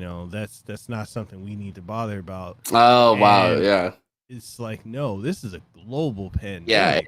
Yeah. Stay home. As fast as it has grown in the last month or so, all over now, where it just started in one place and it's got here quick. I don't know how people are not taking it that serious and also wanting things to reopen back up so quickly. Like I know if this won't happen, but like in Chicago, if stuff were to open back up, I'm not going anywhere still for a very long time because it's going to be a second wave, and I'm good. I'm good on that. Because it's gonna be everybody who's inside, and they're gonna run out and try to do all this stuff, and they're not gonna be practicing anything and just doing whatever, and it's gonna happen even worse. But the first week, I'll say Chicago was, people were when they told people to do the social distancing, people were still going out to the beach and stuff and doing that. Then they forced everybody that they had to be at home and closed all the beaches and all the bars and stuff. And so people were at home. I will say I've had to, and I haven't really gone too far out of my neighborhood, but like, going outside, people are like keeping their distance. I mean, of course, you'll see people without masks and all that kind of stuff, which some of them will still walk into you. And I'm like, okay, I know you don't respect it, but you move. Like, I'm respecting it. You sit over there. I had to do that this week, and some girl was just like walking towards me. I'm like, could you not? Like, you see me with this big old mask on. I'm not trying to deal with you. But no, people have been definitely, I think, more respectful and know what's going on, and especially in the grocery stores, trying to keep distance. But I everybody feels it. It's weird when you have to go out and be around people, and it's like you're stepping away, like you're walking away from somebody because you don't want to be that close to them and all that kind of stuff. It is a weird time. And that's why I keep telling the people, if they thought when this first happened, it was only going to last 2 weeks, oh boy, we're in a month later. Yeah, I don't see this ending for a while. So that's why I've already prepared myself to really focus on streaming and content creation and trying to branch myself out into other stuff. And that's why the podcast stuff, I really wanted to get involved with that too again, because I thought it was a good time to do that because I have more time in the world. Yeah. So it's like, why not, And it's like, people really think, I've talked to a lot of people that think that like once this is over, they're like, yeah, everything's going to go back to normal. I'm like, no. Nope. Especially people who've lost their jobs and don't have anything to go back to. I have a lot of friends who obviously are waiters and don't have anything. I don't know what they're doing and how they're surviving, but people who lost their jobs can't pay rent. I am so grateful that I've been able to be in this position where I can work from home and not have to worry about not having a job. But and I got this job literally when it was all closing off. So it was like if I was going to start looking for a new job during COVID, definitely that's going to be hard. But but according to everything I've seen, the gaming industry is going okay. Like people are at home playing games, and people are using that as a way to release stress, which it always has been. But we obviously, the gaming industry is shifting where it has to, but it's not slowing down. So that's a good thing. So we're still getting games. We're still getting games. Are we still good for time? You still good? I mean, we're good. Yeah, I'm good. Okay. Yeah, we're still good. You having a good time? Yeah. I was like, should I pull out my wine real quick? No, I was good. Go for it. No. I've been this professional this entire time. I'll have a drink after. Hey, I can go get my bottle of wine. No. You get yours. We can have a glass and talk story. So let's speak on this because this is something I saw you tweet about, and it's something I fully agree with. But let's speak on this small streamer mentality. Okay. So I was just thinking about this yesterday too. But yeah, go ahead. Sorry. So no, I was gonna say, like, why the hell do people embrace that mentality and brand themselves? Oh, I'm a small streamer, a small creator, and then they got this sense of entitlement of you have to support me or follow or self promote on other people's stuff, and it's crazy, man. Like I don't get it. Yeah, and I think this is such a weird. Okay, speaking of small streamer, it's a weird context because like we'll talk about like we don't want people to call themselves small streamers, but we do sometimes have to be like, speaking of small streamers who is smaller than Ninja, that's different. But the reason that conversation came up, which it goes into the point of what you're talking about. Was I wrote a tweet on Twitter, just like I don't know, I was writing something about like something random. It was, it had nothing to do with streaming, I don't think. And someone responded to the tweet with their link to their channel and says, "Please come and watch and follow." That's it.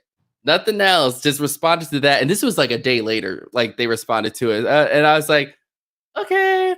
So like I responded back and I said, "Hey bud, just want to let you know this is probably not a good way to promote your stream, especially on a tweet that has nothing to do with you streaming. It's an easy way for people not wanting to talk to you or work with you and this kind of stuff, blah blah." And so his response back to me was, "Oh, don't hate, bro. I'm a small streamer. You're supposed to do that." And then told me that he was like, "I don't have money to promote, so this is how I do it." And so I went, and then it was that tweet about that. And I was talking about like, if you're paying money to advertise for yourself, and if it's not like already established brand, like we're obviously, if it's like you're paying promotion for established brand, whatever. If it's like you're paying money as a streamer to promote your stream, that is not good. You're wasting money. Because if you're not organically getting people in there, you're not doing a good job then. And so that's why I wrote in that tweet. It's like, instead of asking people to come and follow you, entice them to want to follow. Like, why should they be following you? What are you doing over there that's going to make somebody want to do it? Why do I have to do it? Like I'm not going to like every streamer's content on who's on Twitch. And I know there's a lot of people who won't watch my content on Twitch because it's not for them. But yeah, there is the whole mentality of like support smaller streamers, which I get the sentiment, but it's the fact that no one is guaranteed absolutely any support on this platform. No one has to get it from anybody. So and what I have always noticed is that a lot of people who respond to things that don't have to really deal with them, but they'll go like, "Oh, I'm a small streamer, so like no one's gonna pay attention to me." You usually can go to those people's streams and see that they do have like 1 or 2 viewers in there, but they kind of ignore the fact because it's not double digits or it's not thousands of viewers. So they just are like, "Oh, well, I don't really have viewers, so who cares?" And then yeah, it's like, "Oh no, you have 1 or 2 people that you're actually talking to, but you are like discrediting them because they are not.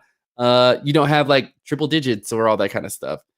And this is another thing that I've always brought up when people have. Which I will say now, people don't do it anymore. Like send me emails and proposals with things saying I'm a smaller streamer. They don't do it anymore because they know I talk about it so much, which is good. I'm really happy that people don't do that and listen to me. But at a previous job, I would get emails from people saying, "Hey, I'm a smaller streamer. I want to check out this game. You probably won't pay attention to me, but like I just wanted to send you a note anyway." And it's like, okay, well, you already discredited yourself in the beginning of this email from the beginning. Why would I want to work with you at this point? Because it's like, oh, well, this person doesn't even believe in their content, so why should I do it? So that's what's speaking from an industry standpoint. But just like as a viewer, when people tell me I have to support them in doing anything, and it's like, why do I have to do that? Like, can you explain to me why? Oh, well, because I'm a small streamer. Okay, cool. I was a small streamer once. Okay, well, and what? Like, can you tell me more? Because like right after I wrote that tweet, the next day I was streaming and someone came in and asked me to host them. And then I was like, this is your first time here. And then they followed me after I said that. I was like, so you weren't following me in the first place, and you came into my stream and told me to host you. So you want me to support you, but you weren't even supporting me until after you said that. Oh, definitely not. Definitely not. I think that's the one that kind of went, that a lot of people saw, where I was just like, I don't have to do shit. But it's true. And sometimes I do have these really great talks with my community, especially when I have a little bit of wine, and those kind of situations happen where people will come in and say little things. And because I treat my chat exactly how I treat people in real life, which I think a lot of people do, but I really treat it like that. And it's like, when you come in to my stream and it say something so crazy to me, I will treat you right back. So yeah, when that person said that, I was just like, you weren't even following my channel in the first place, and you just expect me to do it because you asked me. Do you even know who I am, or did you just? But you know, we see that, we see it all the time. People going through different categories and then promoting their channels, or just like coming out of nowhere, just leaking their channels to someone's chat, and like it's, you know, taking away for somebody's show because you want the attention. And how many times is someone else in someone else's chat like, oh, this person left their link, I'm gonna click and I'm gonna follow that? That rarely happens, I'm sure, because even if someone did that, posting a link in someone else's chat, that's still not telling anybody anything about you. You just look like a jerk at that point. So it's like, it doesn't make much sense. Like throwing a link, bamboozle, oh, go to twitch.tv/bamboozle. Okay. I'm already watching something. Why would I watch? Like, why would I leave here? Like, you know what I mean? Like, why would I leave here? That is I feel like that is the easiest example I can now explain when people post like their links at other people's chats is posting a link and like as if I'm supposed to respond and go like, okay, I'm leaving what I'm already doing. I already put my plate, I put my food here. I'm already enjoying this TV show. Okay, let me get up and go watch you now. And I have no idea who you are. Why are you in my house? Why are you over here? I didn't ask for this. That's what I'm gonna have to make this a Twitter clip, because that actually is a great example. Officially, I feel good about that.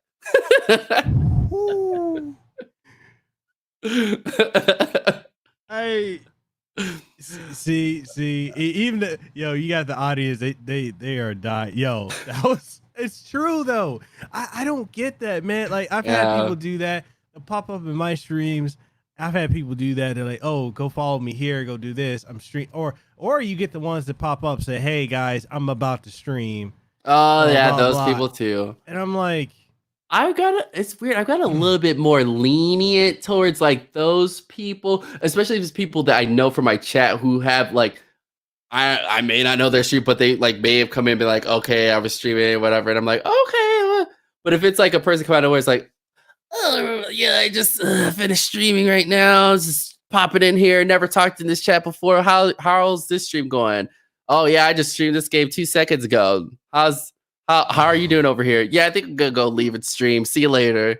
And pretty much bad. But my mods are definitely, they are on it. Like they know when I get irritated, and because they know when I get irritated because they're irritated. Yeah. So, and I've always told them I'd never question anything that they do because they already know everything. Mm-hmm. So it's like if you're irritated, I'm not gonna question it unless it's something where it's like, okay, let me look into it. They'll ban somebody. It's just like, oh. Sorry. You should have said that, like I'm sure they did like that. I didn't like it either. I'm following what they're telling me. They tell me what to do. I give them the Miss America pageant wave. Yeah. I have greatly invested in the Elgato Stream Deck, which has been amazing to do little scenes that I have now with like the zoom ins when stuff has happened, which I have enjoyed those quite a lot when people come in. Yeah, it's been great. Oh, and that speaks to like I've had some people ask me like, oh, what are the requirements to become a mod, for your streams and for your channel? And I'm like, look, I gotta know you. We gotta mesh. You gotta know what I will and won't tolerate on the streams. I need to know that you're not gonna put up with bullshit either. And other than that, cool. Because it's like I've seen some people, and I can't speak to Twitch, but I can speak to like streamers on YouTube where it's like, oh, if you become a patron or a channel member, you get to become a mod. I'm like, no, you're not. Ooh, no. No. Oh no. Ooh, no, definitely not. But would work. My channel could not work. Could not work like that. Definitely not.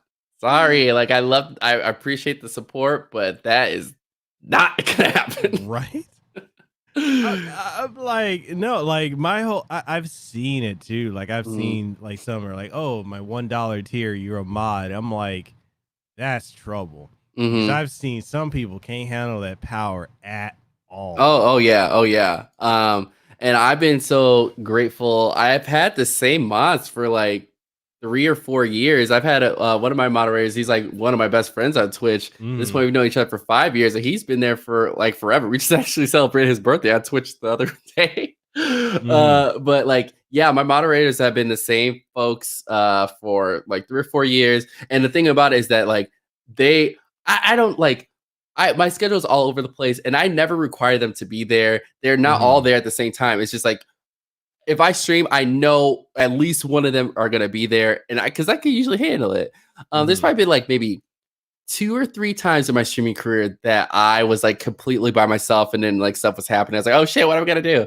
But I think if you could get like a mod, like if you get mods who are just like they don't have to be there all the time, but like they will be there when they can, and you have enough of them where they just can go in and out, and they don't have to be sitting there and like making conversation happening. You're good, you know. But that's why I feel like a lot of my content, and then my viewers like me because like it's a one-on-one conversation most of the time because we're talking about like what's going on with them, what's going on with me, what's happening in the game. We're cracking jokes. We're talking about my big old forehead. We're talking about like all kinds of things. So just, you know, at least your community is not roasting you the way mine does. Mine's roast me ever since. Okay, so I shaved. I went bald. Like I started shaving my head December last year because I don't know if you know this. I'll share it. Maybe some folks don't know this. I'm 4 years in remission. I used to have colorectal cancer. Congratulations. So coming out, you know, during the treatments, coming out of it, a lot of my hair just starts falling out randomly. So I'm like, man, fuck it, just cut it all off. So I started shaving it, and so to make light of it, because I can make fun of myself and some of the stuff I do and say, my accent, everything like that, and so my audience, they're like, oh, you got a baby face. So they're like, oh, baby face. So it's like I laugh at it, and it's like I talk to them one-to-one. We talk on stream, off stream, on Discord, social media, wherever. And I just treat them like family, like friends. And it's yeah. When it comes to that point, that's always the best part. Yeah. Right. You know, and it's like one of the things like I tell people, like the most amazing thing is when you can establish relationships with your audience, because when they rock with you like that, that's great. Yeah. That's why I feel like a lot of the support I've gotten, especially on Twitch, which I mean, I really do appreciate the people who support me on Twitter and follow me on Twitter and all that kind of stuff. But I feel like the people who support me on Twitch really get to see me because they actually get to speak to me and talk to me. You know, they're not just reading the words I'm saying; they're actually like seeing my personality and how I react. So that's why it's always cool to see people who come from Twitter and then they come into my stream and they're like, oh, wow, okay, now I see why you act like that on Twitter because this is how you are in person. Like, yes, it's not different. This is same old thing, you know, but it's even amplified even more because of the fact that you can actually hear me scream very loudly. So, yeah. So we had a question on Twitch from Cerndale. They asked, hey, I know Cerndale from my stream. So they asked, as a very small streamer, it can be hard to fill the silence when there's nobody in chat to spur conversations. If you experienced that when you were starting out, what did you do about it? I experienced that now. To be honest, that feeling is never it does not go away. I'll say like, yeah, I do have really awesome viewers and stuff, but sometimes chat can die sometimes, and I gotta talk it out. So when it comes to that, like, yeah, I've been at those moments where you first start and people are, you don't have anybody to talk to at the time. I've always tried to just talk out the game and talk out my thoughts out loud. But that feeling will not ever change because there'll be moments, especially if you do have like viewers in there, the chat's gonna die and people will be lurking, and you gotta do something. You can't just like sit there the whole time. And I mean, there's some streamers who I don't know how they get away with it and just like play games and like don't say anything. Don't know how that happens because I could do it. But you have to make conversation. And what I've always done was try to think of a open-ended question to kind of say out loud, and when it starts getting dead, like, oh, what do you guys think about like this game, or like what's going on with you, or this kind of stuff. And then sometimes people will kind of come out of lurk and start talking and stuff. But that feeling will not ever go away of like not having people to talk to, because dead chats happen often. And it's not because people are watching most of the time, it's because people are lurking. I know I lurk in a lot of chats because I know if sometimes, especially if like people already know me, sometimes I want to watch, but if I say something, then people are going to want to interact with me. And sometimes I just like want to sit there and like just watch the stream, so I don't say a lot. But my tips for that is just always talking out the games and your process of what is going on in the game, in the stream, because I've always thought that how it works, especially if you're just starting and you're like sitting at maybe like a 0 to 2 viewer count, like you sometimes have only a few seconds to probably a minute if someone comes in there to look at your channel, and if you're not talking or saying anything or not giving any interesting like viewpoint for them to want to keep watching, they're gonna go in and out and be right out of there. Because like you could see someone have a really fancy overlay come in, and that's the thing about Twitch now, is that everybody has like all this great high production quality, but if they're not like interacting or doing anything about it, they're losing people quickly, just like that, and don't even know it, you know? Yeah. And this is why I always like try to tell people, like, maybe get friends involved, especially if you're already a part of Twitch communities or streaming communities. Like, you don't have to, obviously, don't ever say that you're a streamer, obviously. But like, you know, you gain friends in that community, especially if you go outside the stream and start talking in the Discord, you find people that you like. That's like really good ways of connecting with people, and just be like, yeah, I do stream. If you want to check it out, here you go. And not in the stream, but that's why networking is important, and being involved in chats as much as you can, because of the fact that you are able to connect with other people, and maybe they're, you know, streaming too, and that's a good way to support each other, you know. When I was trying to become a partner, especially when I was playing Resident Evil, I was into a lot of Resident Evil streamers chats, and I was always in there hanging out all the time, and making sure that I was like making my presence known, that like, hey, I'm here to support you too, and all this kind of stuff. And just had a little camaraderie, or that's the wrong word, but like a little group where we were just like supporting each other and did all that kind of stuff. Yeah, and I know, you know, folks like you and I, like I can already tell, like, you know, you can talk, can talk, I can talk. I love it. I love the energy. We can bounce off of each other. Literally, I mean, even if we didn't have an audience watching, we could probably just carry, like, if say like we're streaming solo, we could literally just carry it just with ourselves. I talk to myself a lot. A lot of people are like, are you crazy? Kind of. But you know, I'm sure that like if somebody walked into this apartment, they're like, oh, who are you talking to? It's like, oh, the internet. I've already gotten over that fact, where it's just like, if people hear me talking through the walls, they're like, you're talking a lot. And I don't hear anybody talking back. I was like, the internet. That's who I'm talking to. It's like, you know, like when I stream, sometimes it gets to a point sometimes in my streams, like my audience will be honest with me sometimes. They're like, look, I don't even care about the game you're streaming. Like, I'm here for you. I'm here for your personality, or something. Like, there'll be sections, like, I was streaming, was it yesterday? No, Monday. I was streaming Ys Origins on PS4. Oh, that sounds familiar. Yeah. Yo, the game is so good. So I was streaming that, and most of the people are not into it. And then I started doing the session where I call it the Holy Campfire. And so, the Holy Campfire is basically when I grab my Deluxe Edition of Final Fantasy VII Remake. Oh, nice. And then I turn on the church choir music, and I start preaching. I'm like, my brothers and sisters out there, and I'm just like talking. I'll talk about anything, man. I will talk about something dumb somebody tweeted about me. I'll be talking like a reverend, and they're over here like, yo, this dude has no chill. Or I'll talk about my club escapades from my 20s. And just the wild, random shit I used to get into. And they're over here like, yo, we were here. You were playing a game? At what point were you playing the game? We were here for this story.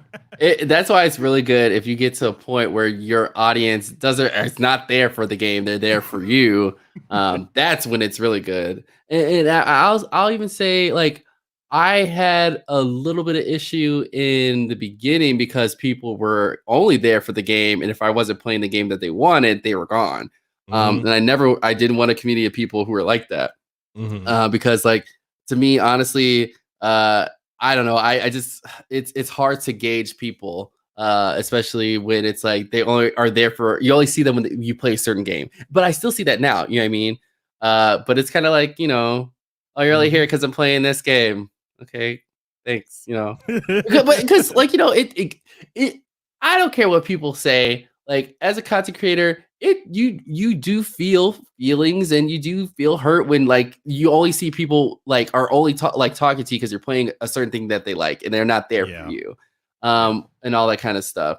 But I've got to a point where I've gotten in my head, it's like, okay, I know I'm playing this game. I'm probably gonna see this set of people show up, and when they show up, I'm nice, and then I'm like, all right, we'll see you in 2 or 3 years when I play this again. Which kind of ties into the other thing that I always sucks and always have to remind people, especially doing content creation and streaming, is the fact that you may deal with a lot of different viewers that you have personal connections with who will just disappear and you never see again. And it sucks. We're obviously built as humans to, like, have these connections with people and at least having some closure to, like, hey, what happened to this person? Like, where did they go? And you will deal with hundreds of people who will come in and out of your life, where it's just like, you know what, they don't want to watch anymore. They want to watch somebody else, or they just don't want to watch Twitch anymore. They're not interested in it. It's just something that you have to get over, but you can't really. I know I don't. Like, there's certain people who I always have memories of who are in my stream. And then sometimes I'll see them in other chats that I haven't seen them in years. And I'm like, oh, so you're over here and you just don't want to watch anymore. Okay. So it's a weird, like, mental thing where you have to get to a point where you can feel the feelings, but you can't take it too personal. But that's why, like, you have to have, like, certain levels of, like, I guess, friendship / relationship with viewers. Like, I have certain people who I'm like, okay, that really is my friend. Like, my friend who I was saying, who's like one of my mods for like 5 years, like, he has my number, like, we text like every day, so, like, he's like a friend. Like, I care about him, making sure he's okay and all that kind of stuff. But I mean, the people who watch my stream, I do have certain relationships with them where it's like, I care about all of them, but I know that some are gonna just never come back and just disappear and I will never see them again, and I just kind of have to get over that. Very sad. Yeah, and I'm not sure if you've had this experience too, where because this is, I'm gonna have to tread carefully in how I say this. Ooh, brain to mouth filter. Hit that hit that filtration. Okay, here we go. You ready? All right. Yes. So, have you had this experience where you're sharing? I guess you could say you're sharing an audience with, say, maybe a friend or an acquaintance, a streamer, and they don't stream at certain times, and then they decide to start streaming the exact same fucking time every single time you stream. And so your audience becomes a little divided, like, oh, okay, I guess. Oh, who to go to? Yeah. I haven't had a situation exactly like that, but I did have a situation that was more like, there were streamers who got mad at me because I was just streaming, and they happened to also be streaming at the same time, and I was not like doing, like, these streamers are older than me. I don't know what I'm doing. I'm just like streaming because I'm out of work, and they're getting mad at me, like, as if I was stealing the viewers from them. And I was like, I didn't tell these people to be here. I don't know what to tell you. I don't know what to do. But no, I mean, I could understand that, but like, that's the thing though. There's so many different personalities, like, in streaming, where you will meet people who are very opportunists, who could be like that, who are like, oh, well, he's streaming at that time, he has all these viewers, I'll stream at this time too. I haven't experienced that, but I have experienced, like, opportunists streamer friends who have like that really we went I'll say opportunist friends. We'll say friends because I thought they were friends at the time, but they ain't anymore.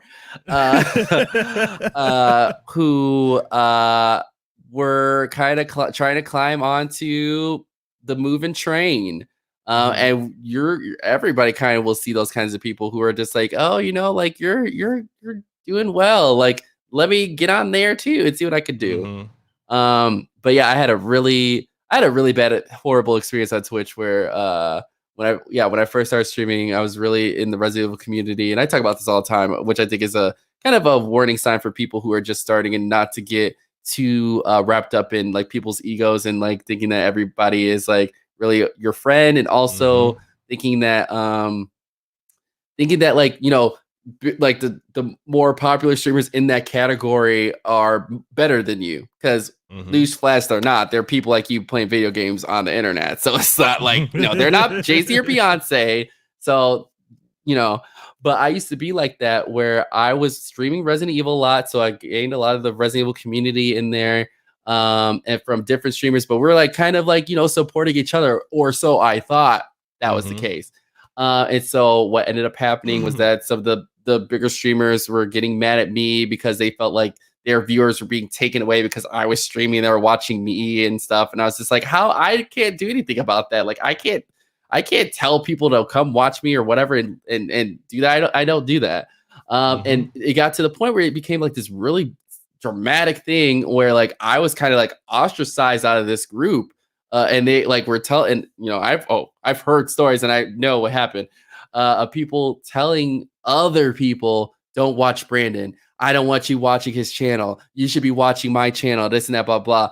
And I would go in other people's chats and talk. And like, I was like ran out of chats by people who were like starting this kind of like, this outcasting session with me. And it was like really high school. And that's what was my first real experience with that kind of situation with Twitch.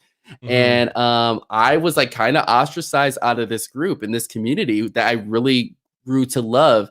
But if it wasn't for that, I would never have the attitude that I have now, which was like after that, I was like, fuck that. I'm not gonna sit here and try to please these other people or please these streamers so they would like notice me. I'm gonna do my own thing, and I want a community of people who are there to hang out with me, not because I'm playing this game and they're just here. And so that's why I started streaming Outlast a lot, and I started to gain a lot of my community from like interacting with them on Outlast and all that kind of stuff. And it just clicked. Like I needed that situation to happen to really learn how to measure friendships or measure my relationships with other streamers, especially within the same category that I stream in, and learning that they're just the same people as me. And not, this higher being that they're great. They're gracing their presence on me because they're in my chat talking to me, because we're all people, Yeah.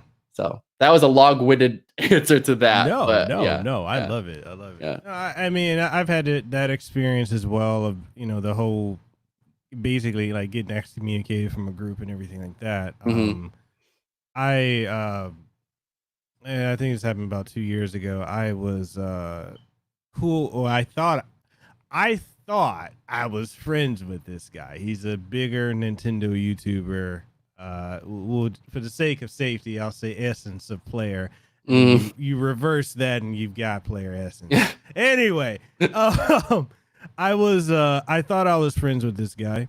And I know a lot of people, many in our chat and many in my Discords are big fans of him. And I've spoken out about it before because I was a smaller channel. I was growing. I was getting my footing. And, a lot of his viewers would watch mine and he would help so long as I was supporting financially. And it got to a point where one of the mutual viewers asked me a question about Smash Brothers being a fighting game, and I'm just like, well, originally, no. It's kind of evolved into it. The fans have kind of forced it to be that, but I don't think originally that was the intention for it. And because I had said that and other things like that, YouTuber was demanding that I come on his show and debate him while I was at work. Oh wow, and I'm like, that's dude, serious. I'm like, it's not that serious. And then his fan base really took it above and beyond, and he's the kind of person that he stokes it and he'll step back and watch it just. So it's it got to the point where I had to just get off of Twitter because I was constantly getting tagged and add messages and DMs, and then it got to the point where, because I wouldn't go on the show, and I told him, like, look, I'm not gonna go to the show. This is ridiculous. You know, this is my opinion. So it got to the point where his community started sending death and rape threats to my wife. Whoa! And oh my God! You know, my mother and other family members on Twitter. And so when I called him out about that and say, look, all you got to do is tell your community, like, if they really rock with you, tell them to stop. At no point did he do that. He kept pushing and stoking it. And so when I called him out, and I publicly called him out to damage control, then he went and started smearing me. So a lot of the gaming community, most of the people with Screenwave, I'll say, canceled me. So that was an experience, and I had reached out to I think you know Ashley Christ. Oh yeah. She's a good friend of mine. I know her boyfriend went through counseling recently, and I shared that with him. I was talking to Dylan about that, and I'm like, you know, I know what it's like to be canceled, because over Smash Brothers I got canceled. Yeah, that's crazy. And it's like, you know, it's just something like, you know, I lost my entire, like, my sub count plummeted. All my viewers and stuff just went away. So I had to build up from scratch. And it's like some creators take that stuff way too seriously. And the other thing about it is that, especially if like people are sending death threats who are like your supporters and all that kind of stuff, that's when you have to step in and say something, because that is serious. And if you, especially if something were to happen, that's on you. You know what I mean? Yeah. That's a reflection of you. And I mean, luckily I've never had to deal with like that kind of stuff. But I mean, yeah, it is every creator's responsibility to not have their supporters doing that kind of stuff. I don't care if they're like controversial or not. There's no excuse for somebody getting death threats like that, especially on their behalf by other people. That's crazy. Yeah. And it's like, you know, and I've in each and every time, like I'm open about the story, just because, like, I use it as an example of this is the extreme you don't want to go to. You don't, you know, if you're a creator, you have a community, they need to know that it's not okay. That's not okay. And I know a lot of people that, you know, people that watch me that, you know, in my Discord that kick it, like they look up to him and they like him, and I'm like, he makes great content, but you know, and they're like, oh, you know, you and him should mend the fence. I'm like, I can't mend the fence. You can't go back after that, especially if someone didn't say anything, and especially it being that serious. That's some pretty serious stuff, and for someone to kind of like go like, oh, whatever. I wouldn't even do that. I wouldn't even think that's worth the time, especially if they don't care at that point it's happening. They're not worth the time to try to do any sort of forgiveness at that point. Yeah. But it's and it's just, it's a thing, you know, just for the audience. Yeah. I'm not telling y'all to go and do nothing. Just, look, y'all motherfuckers don't go and do shit. Okay? I'm just saying. Listen to what we're saying. Don't do nothing. Don't do nothing. Yeah. Okay? I don't need to have a situation where y'all say, hey, Mekel, see what had happened was. No. I don't want you to know that. But it's just a situation where, like, if you have a community and if they're getting out of line as the as the creator, if it's your community, you got to step in and say something. Don't stoke the fires. Like I've seen some situations where some folks in my community have said, stepped out of line on some stuff, and I'll step up and like, hey, yo, cut that shit. Mm-hmm. No, Mm. no, we not only for the fact that I communicate with you, but you're also representing me. Yeah, which is very true. Yeah. So yeah, it's crazy. But switching to more positive note. Yeah.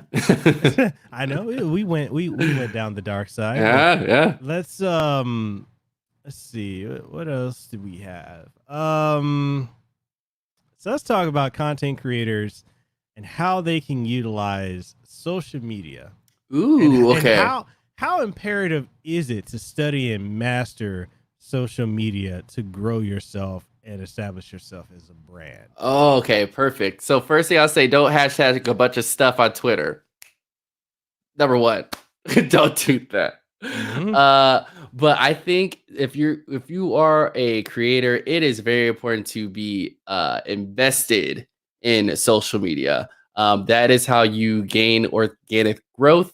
I honestly do not know. I wouldn't even know how a streamer would grow on like Twitch or YouTube or anything without posting anything anywhere else besides just streaming just to the channel. You know what I mean? Mm-hmm. Like at that point, I think someone like who's just like streaming on the platform, they're probably just doing it for fun, which is fine. Like if you do that for fun, that's cool. But if it's a point where you're trying to actually grow, you got to invest in social media. And like I suggest like taking a quick like online course or looking up YouTube videos on social media marketing, because that is a really huge thing it's constantly changing all the time. I know like Twitch themselves, they have literally a course on social media that I help them out with on how to going live and talking about your stream and all that, where it's just not your whole Twitter's full of going live, come here. Which one tip that I'll always say to people, especially if you're streaming on Twitch or use content creation any sort of way, always use clips or funny moments from your channel and using that as content for going live, or also just like just after stream content as well. I tend to do that a lot, especially throughout the day. You'll probably see 3 or 4 or 6 clips throughout the day, which is a little bit too much. Sometimes I get a little crazy because sometimes I'll be watching a clip and it's like, oh, that's funny. I'm just going to post it. I think this is fun. I'm just going to post it. But it's really important for the people who may not catch your stream, but when they see a clip that was really funny, it makes them go like, oh, wow, that's really cool. I should have been there to watch it. Let me go in there and follow the channel and do that now. And I'm going to give people a really quick exclusive that I just learned about that actually has been pretty helpful, especially if you're a Twitter user. So if you are on Twitter, hopefully you have your analytics enabled. Most people have that off by default, so make sure you turn it on to use this feature. But when you have that turned on, there's a feature that should pop up that's called the Media Studio. On Twitter. So you go on there and then you can upload a video, you can upload GIFs or whatever. I usually do a video. So what I usually do is I post like a funny video that I know I want to post for my going live tweet. So in there, it lets you like type out the content like as it's a regular tweet, but it gives you an option to actually like click more, and you can post your link to your channel on there. And there's like an option where if someone like looks at the video, there's a little button that pops up that says watch on Twitch now, or it will say visit on Twitch now. Yeah. I just learned this recently. And like, so if you have a going live tweet and then people are able to click on there and it'll take them right to your Twitch channel and they can watch from there. With the first day I did it and someone clicked on it and they clicked on the video and they're like, yeah, I was watching the video and I just clicked it. How did you do that? Yeah. So it's something I just learned recently. And it's a great way of getting people who are not watching, but are like, okay, well, let me click on this video. Oh, he's live right now. Let me go look, even though it says it, but some people don't even read that. It's worked a lot, especially if I'm trying to direct people directly to something. Because obviously when someone clicks on the video for Twitter, they want to hear the sound, and that little pop-up that says visit on Twitch now or visit wherever now, it's in there. So they'll see it right away. Yeah. So that's a little thing I learned, but definitely clipping new content for sure. Interacting with other streamers or your viewers is always good. I always say post about your personality. I post memes all the time about streaming culture all the time, because the thing about me is that I know what my audience likes, and they like memes about streaming. So I am always looking at like reaction videos or gifs or all that kind of stuff. And so when I start thinking of like I want to post something funny, I'll just sit there and go through like my oh, here's another thing I use. The bookmark option on Twitter. People don't usually do that, but I have a whole bookmark of just like reaction videos and gifs that I've seen like on like tweets and that I can use for a thing. I'll just go through that bookmark list and be like, oh, you know what would be funny with this video? How would it relate to streaming culture? That'd be funny. And I make up a funny joke in my head, and then I use the video as like the reaction to the caption, and then people like it because they relate to it because it's like it's funny. It's, you know what I mean? Everybody's been through a situation where someone's come in their chat and like self-promoted, and a funny video kind of showcasing that. That's me showcasing my personality on Twitter is by like posting memes and that. But yeah, definitely showcasing yourself and then not having it just be the same content over and over again. And then interacting with people. Asking questions is a really good one. Like I ask a lot of questions because you get really good responses back, and especially if it's like definitely streaming related, because it helps me because I find out new information I didn't know about. Like half my PC setup I learned because people were responding with stuff that they had, and I was like, oh shit, I should check this out. Right. Yeah. So and you know, do you mind explaining why it's bad to just flood any tweet with 50 million hashtags? Like, so I'll say for Twitter, okay, I'll say for Instagram, obviously Instagram wants hashtags, you know, that's separate from that. Twitter, I think it's hashtags can be used in a useful way when it actually is meaning for something that people are actually clicking on. Like for a good example, when people are looking for game jobs, there is actually a hashtag that's game jobs, and like, you know, people post under those positions, game jobs, so people can click on it and find it really easily. When it comes to like streaming and stuff, like hashtagging small streamers, hashtagging Twitch, hashtag live now, hashtag watch me, hashtag I'm a streamer. You know what I mean? Definitely is like it just looks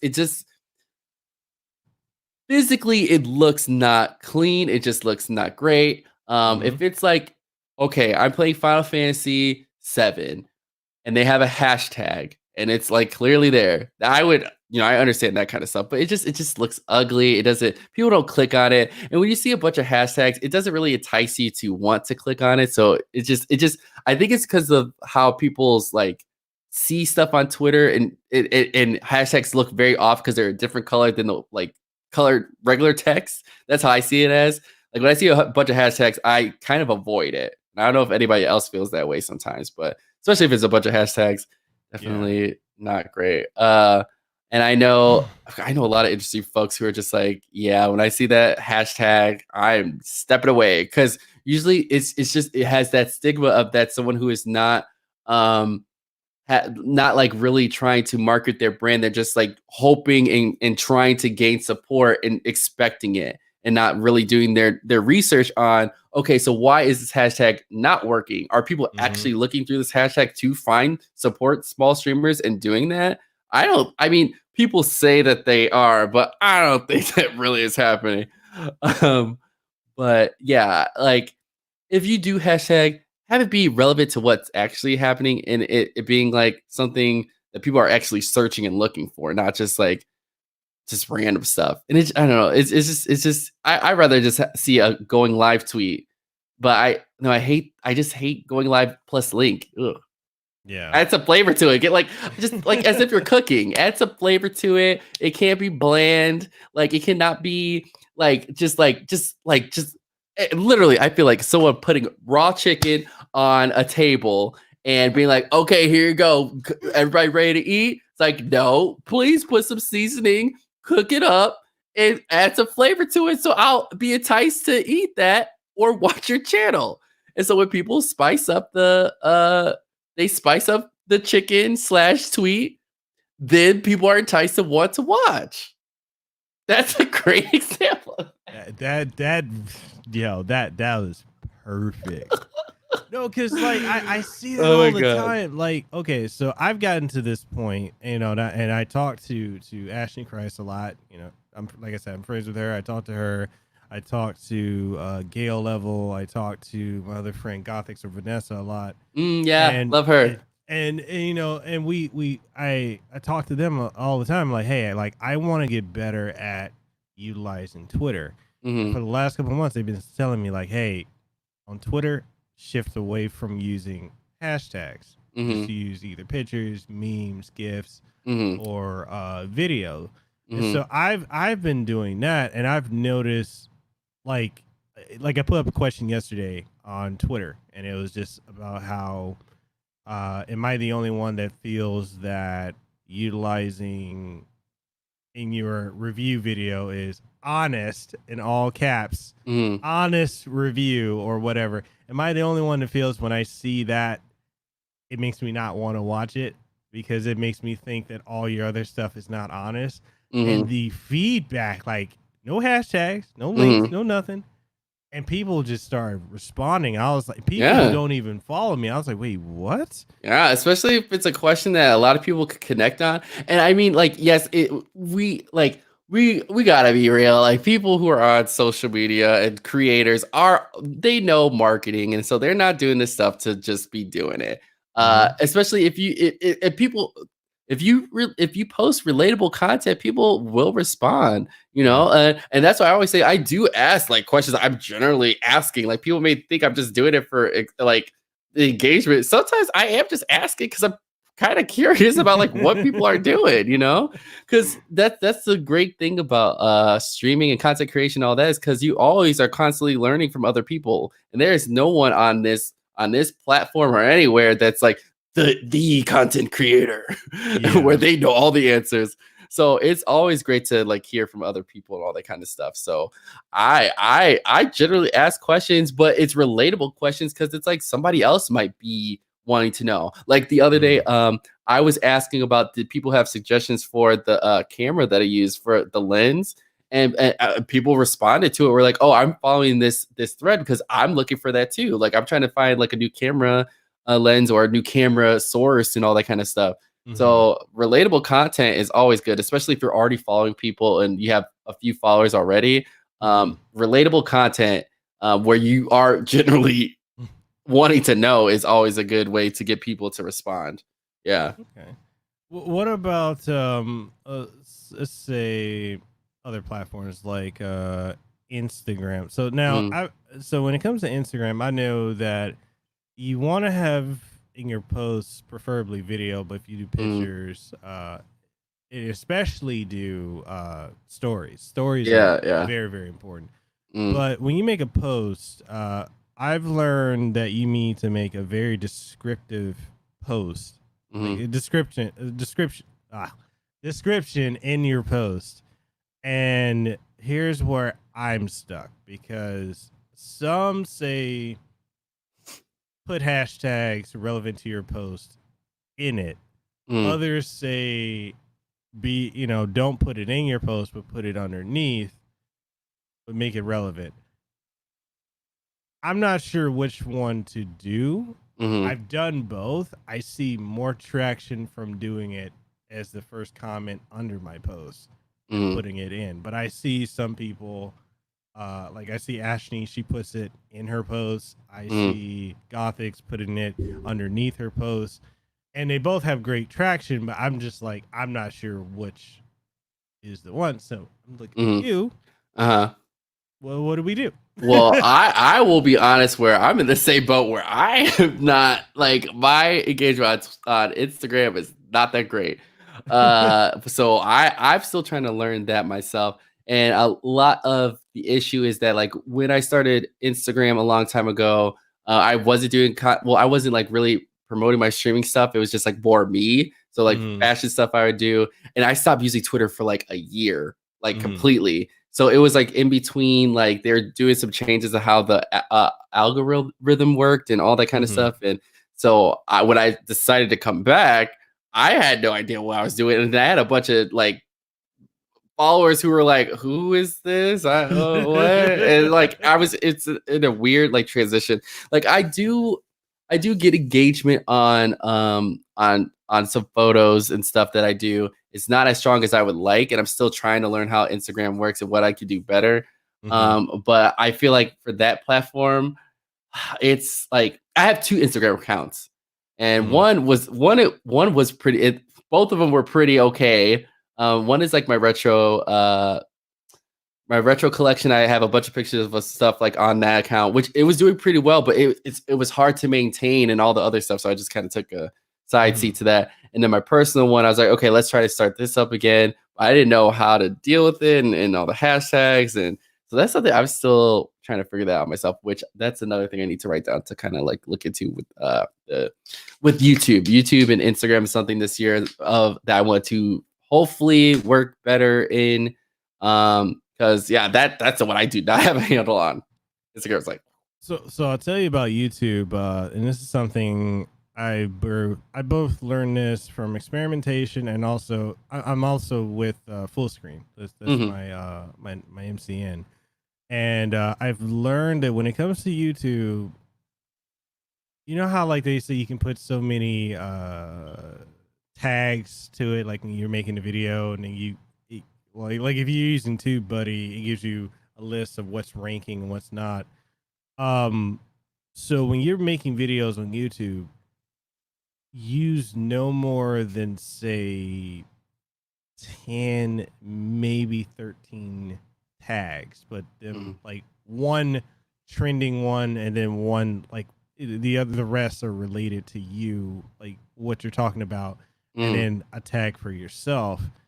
And then in the post, use up to 2 hashtags, which will pop up above the video. And since I've been doing that, I've seen great traction.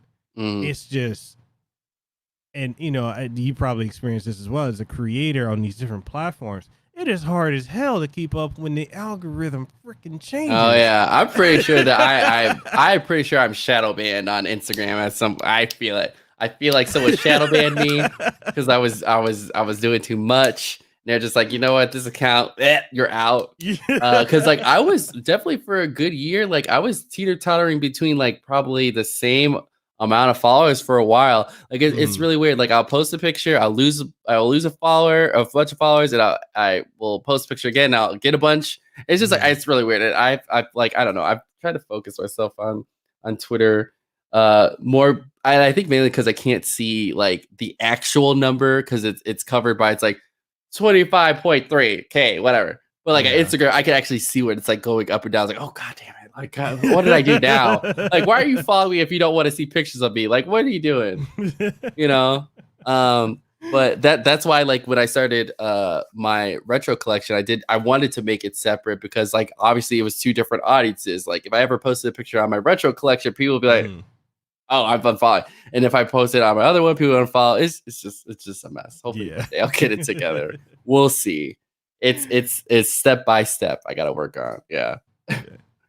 All right, so we're gonna winding down to the last couple questions I have for you, and we actually got a question on Twitch from Batman Joker, and they want Batman's first stream. How did Batman? Hey. They want to ask so I'm not sure if this is for both of us or for you, but they're asking what kind of capture card do you recommend when you stream? Ooh, win or okay, that's a good question. Well, I have to say this because I'm sponsored, so I will definitely say it'll be an Elgato product. But I would say, okay, if you have not, like, if you don't have a PC at all, and I've always said this to everybody: do not go and run out and buy a PC so you can keep up with the Joneses who are streaming on Twitch right now. Mainly because it costs a lot of money. And 2, you got to be comfortable with streaming in the first place to even get to a point where you want to be investing that much money into like, you know, a PC and capture card and all that kind of stuff. Like I started streaming on Twitch off my Xbox and I was using a laptop. and streaming. Like I had the program, I had the game on my little laptop screen. I was streaming that way, and it was a really good way for me to get comfortable with talking to myself, to the chat, learning how to stream. But like once I got to the point that I needed a capture card, I did get a Elgato capture card. And I mean, it kind of is up to you what brand, but I would say the best thing to get is one that has no lag or a little small lag when it comes to like gameplay to your screen. Because the if you can play your game in real time at the same time as you're like playing, that's really good. Because all the games I play on my console, I play them right off the capture card onto my computer, and I can just it's in real time. Thank God. I remember back in the days where it was like the external capture cards and there was lag, and you had to delay the camera and delay the audio, and then you had to try to make sure your reaction didn't look too weird on stream where people would see it and be like, okay, why is he reacting like 5 seconds after this happened? Oh, I don't miss those days at all. Ugh, the days of streaming in what was that 2014? Delaying your camera and your audio so you didn't look crazy. I could probably find one of those highlights in somewhere. So for me, as far as capture card, you have your go-to for Elgato. And I've used Elgato for years. Last year I didn't have too good of luck with Elgato because I ran through in January of last year. I ran through 3 different Elgato cards in the same month. They all just for some reason they burnt out, and then I ended up switching over and getting. Actually, I was working with Razer. Razer sent me their Ripsaw HD. Oh, wow. Which is. Careful, I say this. It works. I feel like capture cards are very. I feel like all capture cards have their own issues. Yeah, they have their own issues. I don't think that I don't feel like anyone has gotten it to be 100% perfect. They all have their own issues, but I do think it's depending on preference and all that kind of stuff. But I think that if you talk to a lot of people, they could definitely tell you like, oh yeah, there's been a time where my capture card was not working. Yeah. I mean, so for the last year or so, I've been using AverMedia's 4K Live Gamer internal capture card, which has been great. Plug and play. I've had no issues with it in my computer. And this is actually going to segue. I know this is a great question, Batman Joker, because it's going to segue into something that you also recently tweeted about, and I feel strongly about it. I love your Twitter, man. I love your Twitter. This is your Twitter life discussion. I was like, oh, I tweeted that. Oh, that was my twin brother. What did he say now? So I and this is not to bash any company or anything like that, but I'm using a certain streaming product, yes, from AverMedia. I've had them on my show multiple times, which is free publicity for them. You know, I've done. I know what you're talking about. Yeah. I've done this with many companies, and especially, and this is one I don't really too much understand because. And this is not me throwing shade, but it's kind of shade, but it's very carefully. I'm trying to tread this water very carefully, but I don't understand why this company has been on my show multiple times. And I have a much higher turnout when it comes to like iTunes and Google Play and Apple Podcasts. Because I get weekly, my numbers are 10,000 a week downloads. Not so much as watched live. But I don't understand why said company, be careful and say it, said company comes on my show repeatedly to promote their new products. But there is a certain stream doctor that they will throw stuff at all the time, who many videos, he doesn't really care for their stuff. But for me, I have to buy all it myself. But they want me to promote it. Or they'll give me an affiliate link. And this is something. Yes. Do you have your tea? You have your tea ready? Oh no, I was already gonna be like, nope. Right? Yeah. So and this is something that I think creators need to be aware of, because some companies, they will tell you, oh yes, as Andrew said, Brandy, you should go get the wine. This is gonna Oh be a no, good this will one. be after the stream. Okay, that's the after stream party.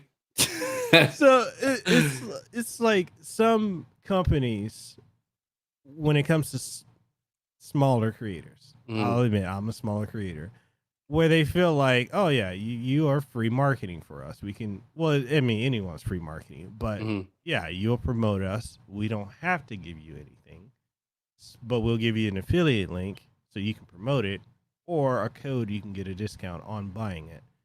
I find that not only as a creator and streamer, but as a businessman, I find it insulting that a lot of companies do that. Oh, what is your take? Yeah. I So want to hear your take. This is like a lot of different levels for me. So we'll get to the tweet that I'm talking about eventually. So like I could definitely see people asking me, so Brandon, like, you know, you're giving away keys for games for streamers, like, but are you paying all of them? And it's like, no, I'm not paying all the streamers. Like, if I could do that, I would need a lot of money to do that. But people don't understand when it comes, especially, this is why I say on different levels. People need to understand is that when a company is giving away a free game, they're losing money by giving that key and game away to somebody in general. So that's why I don't think like that's in the same realm, because like the company is giving a streamer a game for free that they would have had to pay $60 or something for out of their own money. And what they're wanting in return is getting content back where, you know, that the person was playing the game, showing it to the community and all that kind of stuff. And that's where it's beneficial for both parties. And that's why it's really sucks when, and we brought this up earlier, when someone gets a key for a game and then someone doesn't even stream it and they just had, you know what I mean? The company's losing, you know, they lost money and they also lost that content for the promotion that they were trying to do. So like, that's why I say like, that's a different thing. Both parties are getting something out of it. So that's what it is with that. But when it comes to physical product, where a company's like, oh, we'll give you an affiliate link, you'll make this amount of money if you sell this much, and I'm absolutely against that, period, because that it's free advertisement for them, because like, what am I getting out of that? Like, I'm getting, oh, okay, I'll get a few cents. Okay, thanks. I don't really need a few cents to like promote a link for that. Like, I don't even know what your product is. I have never tried it before. How am I going to tell my audience, oh, you all should go buy a bunch of iPhones? I have an Android, but you know what? You should buy an iPhone. Here's my affiliate link. I don't know anything about it, but I guess you could try this link out. And, you know, if I get some money, thanks. But yeah, there are companies out there who will try to take advantage of, you know, smaller creators, even all creators, to be honest, because I've gotten a company who reached out to me who I worked with them previously. Well, actually, okay, we can talk about two companies. Okay. We'll talk about ones I've worked with and ones I did not work with, but we'll talk about the ones I worked with. I did work with a company in the past. It was a sponsored like item that they sent me for review, which I did. I did that stuff. Like, they sent me the product, I reviewed it, posted about it, all that kind of stuff, and it was good. Months later, I received an email from a person, which after I looked at it a few days ago, I don't know if this was legit. So hopefully that was the case, but it came from a totally different person who was like, oh, I worked with these two who I worked with you previously. We're contacting you because we want you to do an Amazon review on our product and write a review on it, and then we'll pay you for doing that. And I was like, what? And I was like, wait, can you explain it again? And they're like, we want you to buy the product, and then we want you to write a review on Amazon, and then, you know, say it's good, and then we'll pay you for that. I get that all the time. Yeah, and I was like, that all the time. Yeah, I don't do that. And like, I had a great experience with your previous product. I actually didn't respond at all, because I read it. I was like, that's great. We're not doing that. But yeah, I had a great experience with the first product. They actually sent me two things before this happened. So I was like, that's why when I looked at it the other day, and it was from a Gmail. So I was like, okay, maybe somebody got my email, because this company was sending like streamers like items and stuff. So maybe somebody got like my email. I don't know, or I found it and was trying to do something. So at this point, I don't really knock this company, because I do think it was probably a scam, to be honest, because they had never done it before. But most recently, this did happen. And so I'm definitely not saying this company's name out loud. But I got an email, which actually twice, not once. They sent an email that was formatted horribly. The whole email was like a straight like line going down. Like the words were like this, and they did it twice. And I was like, what? Because when I talked about it, there's the other people who got it. They were like, oh, are you talking about that email that came in crazy? I was like, yeah.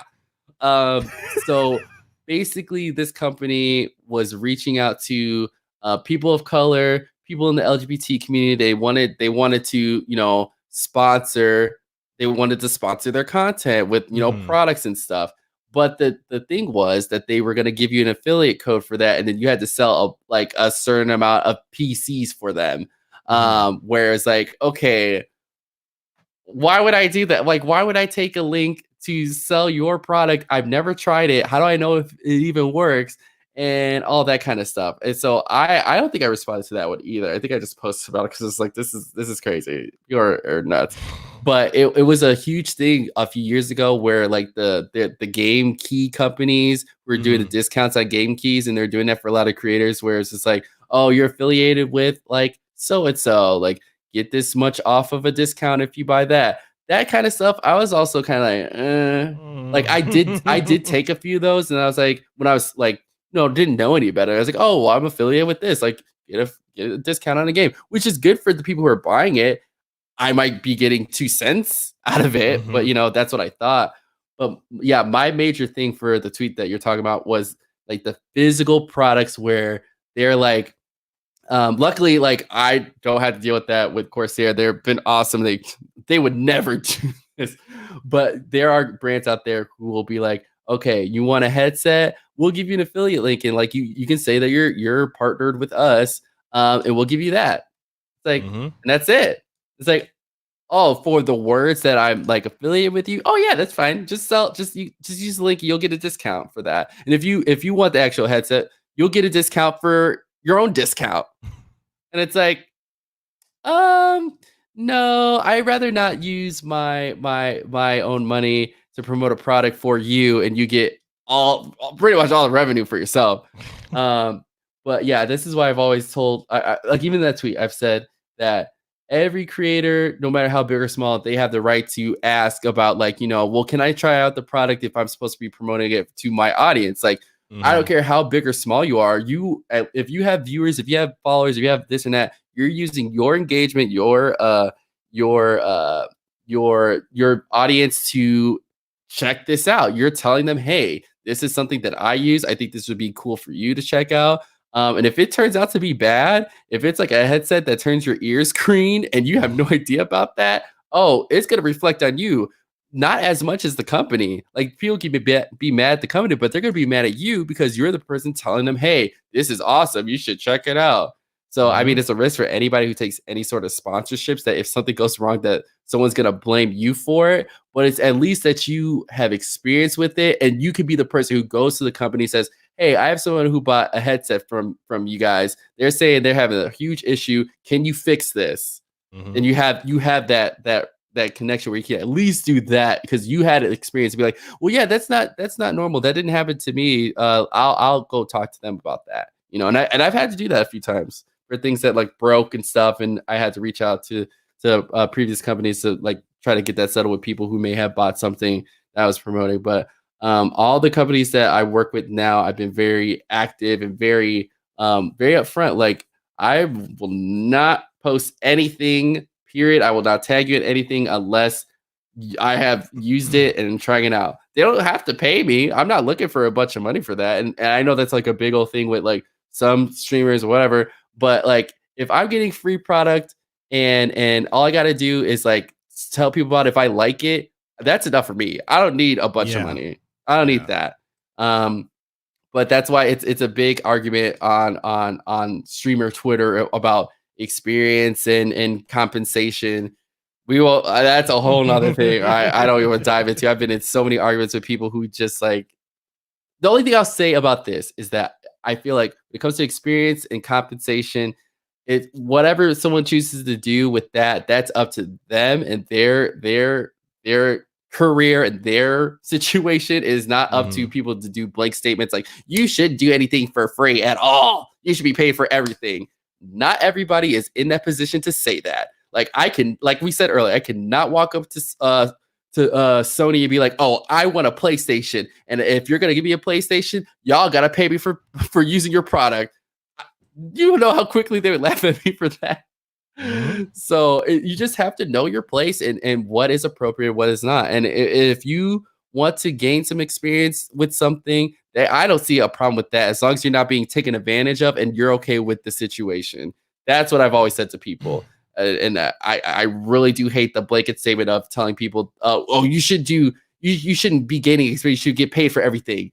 And it's the people who are it literally is the people who are getting paid to do stuff who say this. It literally is. It is always the people who are getting paid gigs who are telling everybody else, oh, well, don't take anything not paid. Well, you're getting paid, so you can say that. Yeah. Now that's the tea of the night. That's the tea of the night. I'm sorry. That's the one. It is always the people who are getting paid telling other people, you shouldn't do anything for experience. You should be getting paid for everything. Yeah, because you're getting paid. Period. You wouldn't be saying that. See. All right, and that's Brandon just letting it out. Ooh, that was some good. Can I get some more of that tea? I think it's been about 3 hours. I think I gave a lot. Right? And honestly, I only got like 2 more questions. Again, oh yeah, to be respectful of your time. But before we hop into those questions, I actually want to touch on what you were just saying, because clearly I work with gaming companies. Clearly. So like I was saying, with that certain company, so there's a certain capture card that just came out. That's like 5 stacks. And I was told months ago, oh yeah, you're gonna get it. I'm gonna come on your show, we're gonna review it. We're gonna send it to you. I've not gotten any product, but I've got an affiliate code to get a discount. And I'm like, that's why I'm over here like, man, I need to work with Corsair. I have no relationship with Corsair. I need to go get one. Because it's like, Razer sends me stuff. I get stuff like my whole computer here is from iBuyPower. Like I get stuff from people, and Go XLR, they hook me up, and it's like, why am I going to take an affiliate code to get 5% off $500 product? And then like when I message them like, hey, what is the process for me to get your capture card, because I'm really interested in it, I would like to review it. Silence, crickets. But they're active on social media. Yeah. So I'm like, all right.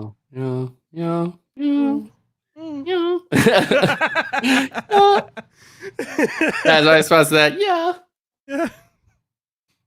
Okay. So I see it as, you don't think I'm valuable. You think I have no reach. Okay. Keep sending it to that streamer and YouTuber that in his own video, he was playing with it and dropped it. Like, okay. I got more respect for you guys than that, but all right. Okay. Yeah. Sometimes you just gotta walk away and be like, you know what? We're good. And I have done that too. I've had to walk away from quite a few companies in the past, especially when there's no communication or just me seeing companies doing stuff for other people and not being as responsive to me. Not like, oh, you're not answering me. More like, I see that you are working with other people, but like when I'm asking you, hey, what, like, can you help me in this aspect? You're like, oh, I can't. We don't have anything. Okay, well, I've seen you. All these people have all these activations, so you're clearly doing something. I've had to walk. Yeah, I've walked away from definitely 2 or 3 different management groups because of that. Because them not being very proactive about like helping me with my career, which I hired them on to do. Like if it gets to the point, especially if I'm doing management stuff for my streaming career, and I'm the one who's getting all these opportunities myself, why am I even hiring a manager to do that at that point? Yeah. So unfortunately, but you live and you learn. And I'm trying to I'm trying to find that one that will finally do work for me and realize that like I there is a gold mine here if they do it right. But we'll see. The future is bright. I'm excited about this year, especially with the coronavirus stuff happening. It's bad. I'm still being positive that something positive will come out of this, I think. Yeah. All right. And one of the last two questions. In chat, if y'all have any questions, please, if you're on Twitch, if you're on YouTube, if you got questions, we are here to answer them for you. So please drop them there. So, there's something that you've recently been doing, and let me get the question up because I want to get it correctly. But I want to know, like, how did you come to work with St. Jude and their St. Jude playlist? Yeah, amazing. Yeah. So, about a few years ago, me and another fellow streamer started a charity event called the Scarathon, which was an idea I had a long time ago. That I was like, you know what, I want to do a marathon because I saw a lot of these marathons on Twitch, and they were like, they were good, but like I was like, I don't want to do just like, oh, let's play a game and people donate. I don't think that would work for me. So I kind of thought about like what kind of things did my audience like seeing, and I thought about it, and I was like, oh, my audience likes to see me in pain. So I think that would be a great way to, for charity. I think we should do that. And so, I was into horror games and scary games, all that kind of stuff. And my friend was too. And so I came to him with this idea, and he was like, oh, that's a really good idea, but how are we going to actually pull this off? Like, two of us are not going to be able to do like a marathon of this. Like, this would be crazy. So I came up with the idea of talking about like, let's try to get other people involved and see what we could do. I had a friend named Santa, Josh, who did a lot of charity work and did a lot of like tech stuff with charities. So I reached out to him with my idea about like trying to do this event that would involve a bunch of streamers playing a bunch of scary games for like 3 days straight, and raising all money for the same cause, and like, but never having the stream turn off, and we weren't switching channels and this and that, blah, blah. And so he loved the idea, and he was like, okay, like, let me see if I can build this product out for you guys and see what we can do. And we started like kind of promoting what we were trying to do. And since I was the one who kind of came up with the idea, we ended up having it on my channel. And so it was the first iteration of the event was called All Hallows Eve Scarathon. And so we had it on Halloween. And so we raised $15,000 in like 3 days and 1 weekend. And this is like the very first one we had ever done, which was pretty crazy. And so we're like, okay, let's do this again next year to see how it goes. And we did it again the next year for a different charity. We had a much better experience with that. And so we're like, okay, this is something we should probably do like every year and see if we could do it. So I had been hearing about St. Jude Summit for a few years. And I was like trying to, I didn't know really anyone at St. Jude, but I was like trying to be very active in their community and trying to like be open and asking them questions about like, how do you get involved with it? And I think they reached out to me actually 2 years ago, which is so crazy because now we're like on year 3 of this. But they reached out to me 2 years ago and asked me if I wanted to go to the St. Jude Summit and like learn about the process. And I was like, oh my God, yeah, like, like let's do it. Because at the time we weren't doing anything for St. Jude at all. But like I was like, okay, this is a good opportunity for me to see what this charity is about and learn about it.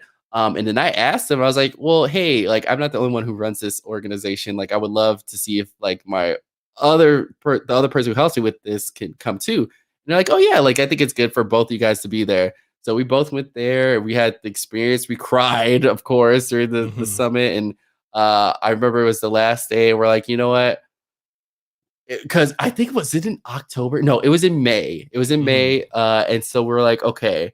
I was like, I have a crazy idea. And Santa, who was helping us out with the previous ones, was also there too. And I was like, I have a crazy idea. And everybody's like, what? And I was like, what if we do a scarathon in like 2 weeks? And they're like, wait, what? And I was like, what if we do a St. Jude scarathon in 2 weeks? Because this just ended and we just met all these people and we could talk about like what we did.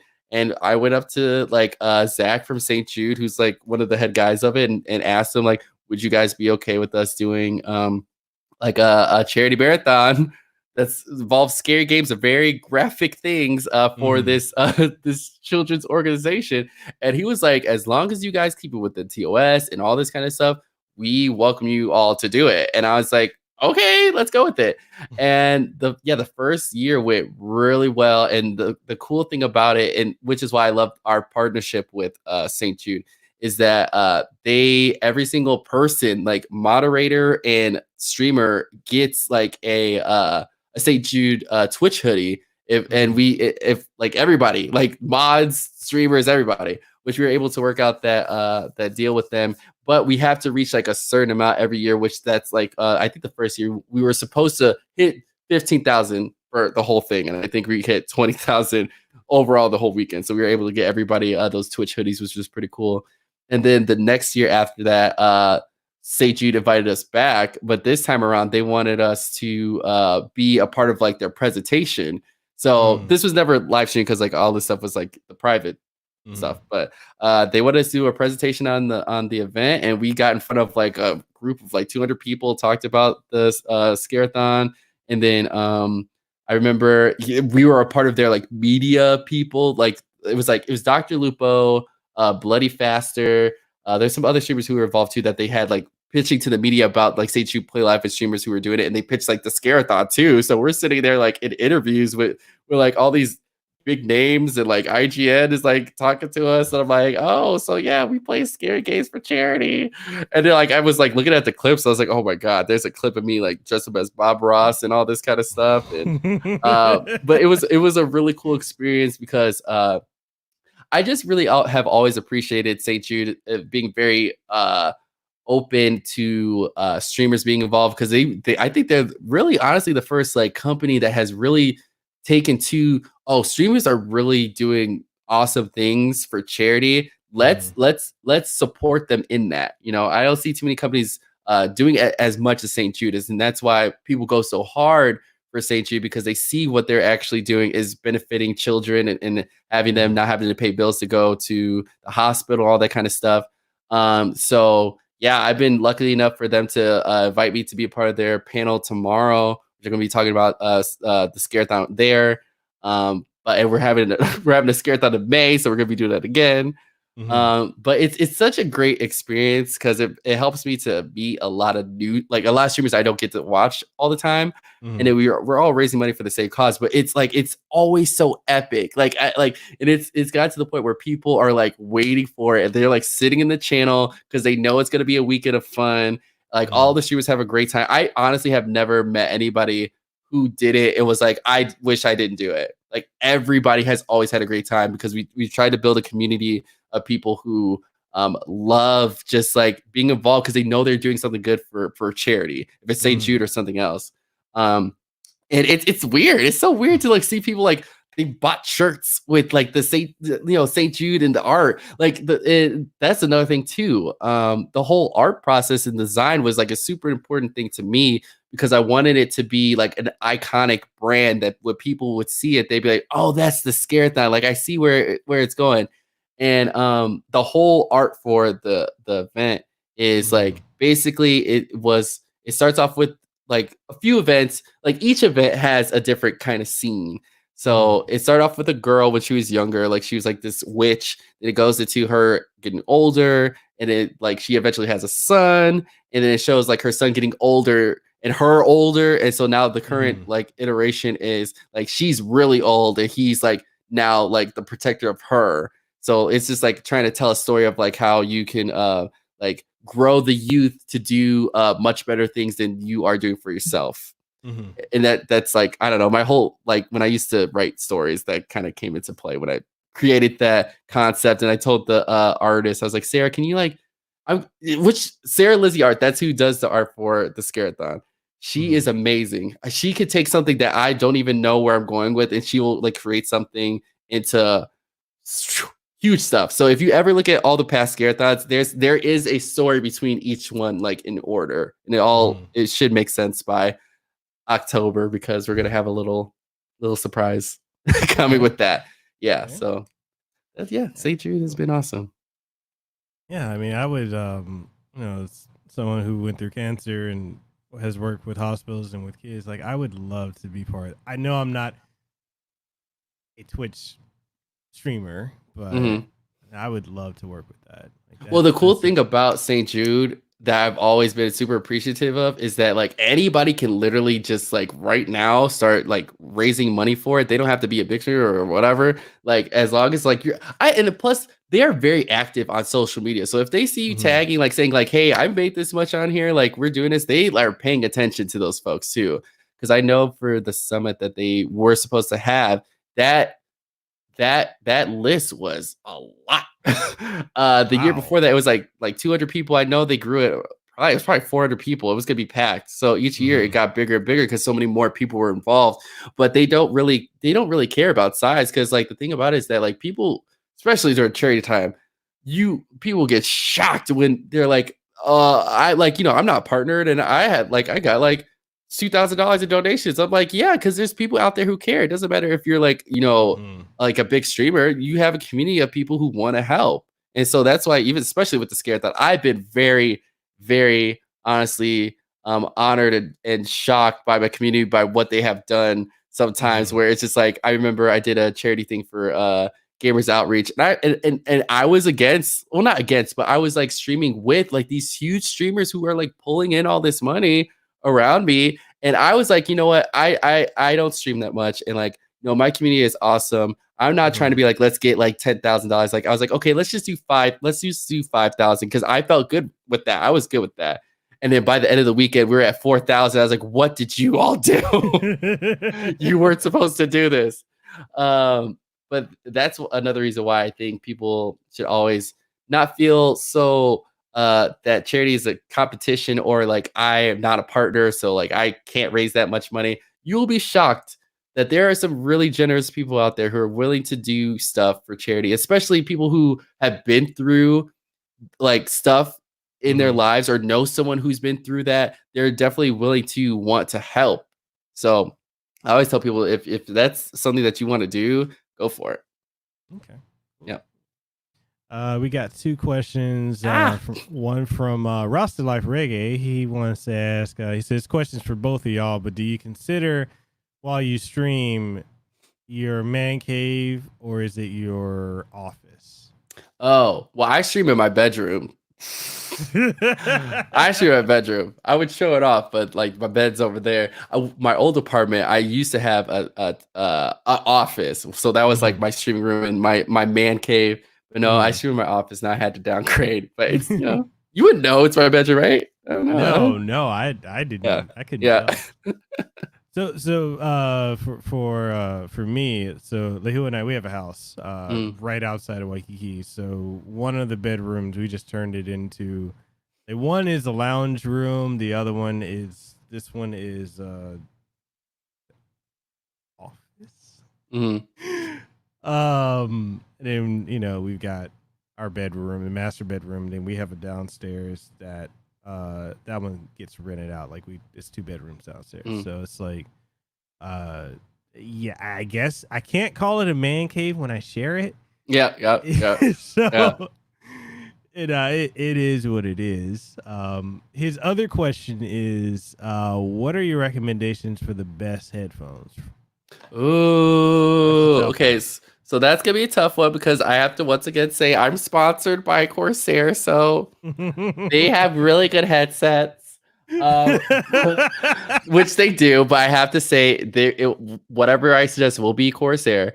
But the ones that I have right now that I was using, they're called the Corsair Virtuoso. They're pretty good. Yeah, they're really nice actually. The only reason that I'm not using them right now is because I think I broke the cord to charge them. So I'm using these other ones I have, but I've been really happy with the Corsair headsets and their products in general. I have worked with other companies before and who had obviously headsets and stuff, but I honestly hated wires and I always would do like with wireless, but I don't even notice this, so that's actually a good sign. I haven't been like the whole time like what the hell. that used to be me all the time. So he's asking, do you have a link? You have a link? Yes. Let me see. I think if you go to Corsair.com and just put code Brandon, you can use my link. But let me double check. I'm checking on my channel right now. Okay. I tried to make everything super easy because like I'm like, I don't know stuff. Let's see. Yeah. So if you buy anything at Corsair, code Brandon will give you a discount. That does help me out, which I do appreciate that. But yeah, you'll find there's another pair of these that are yellow, but they're in my my living room. But I don't know, for some reason the yellow pops. I was just like, I like these. Yeah. So yeah. Oh, so the last question I have for you is all right, let's talk Reverb Games, man. What are some things that you're working on that you'd like to share with the audience? Yeah. All right. You got some creators that are watching.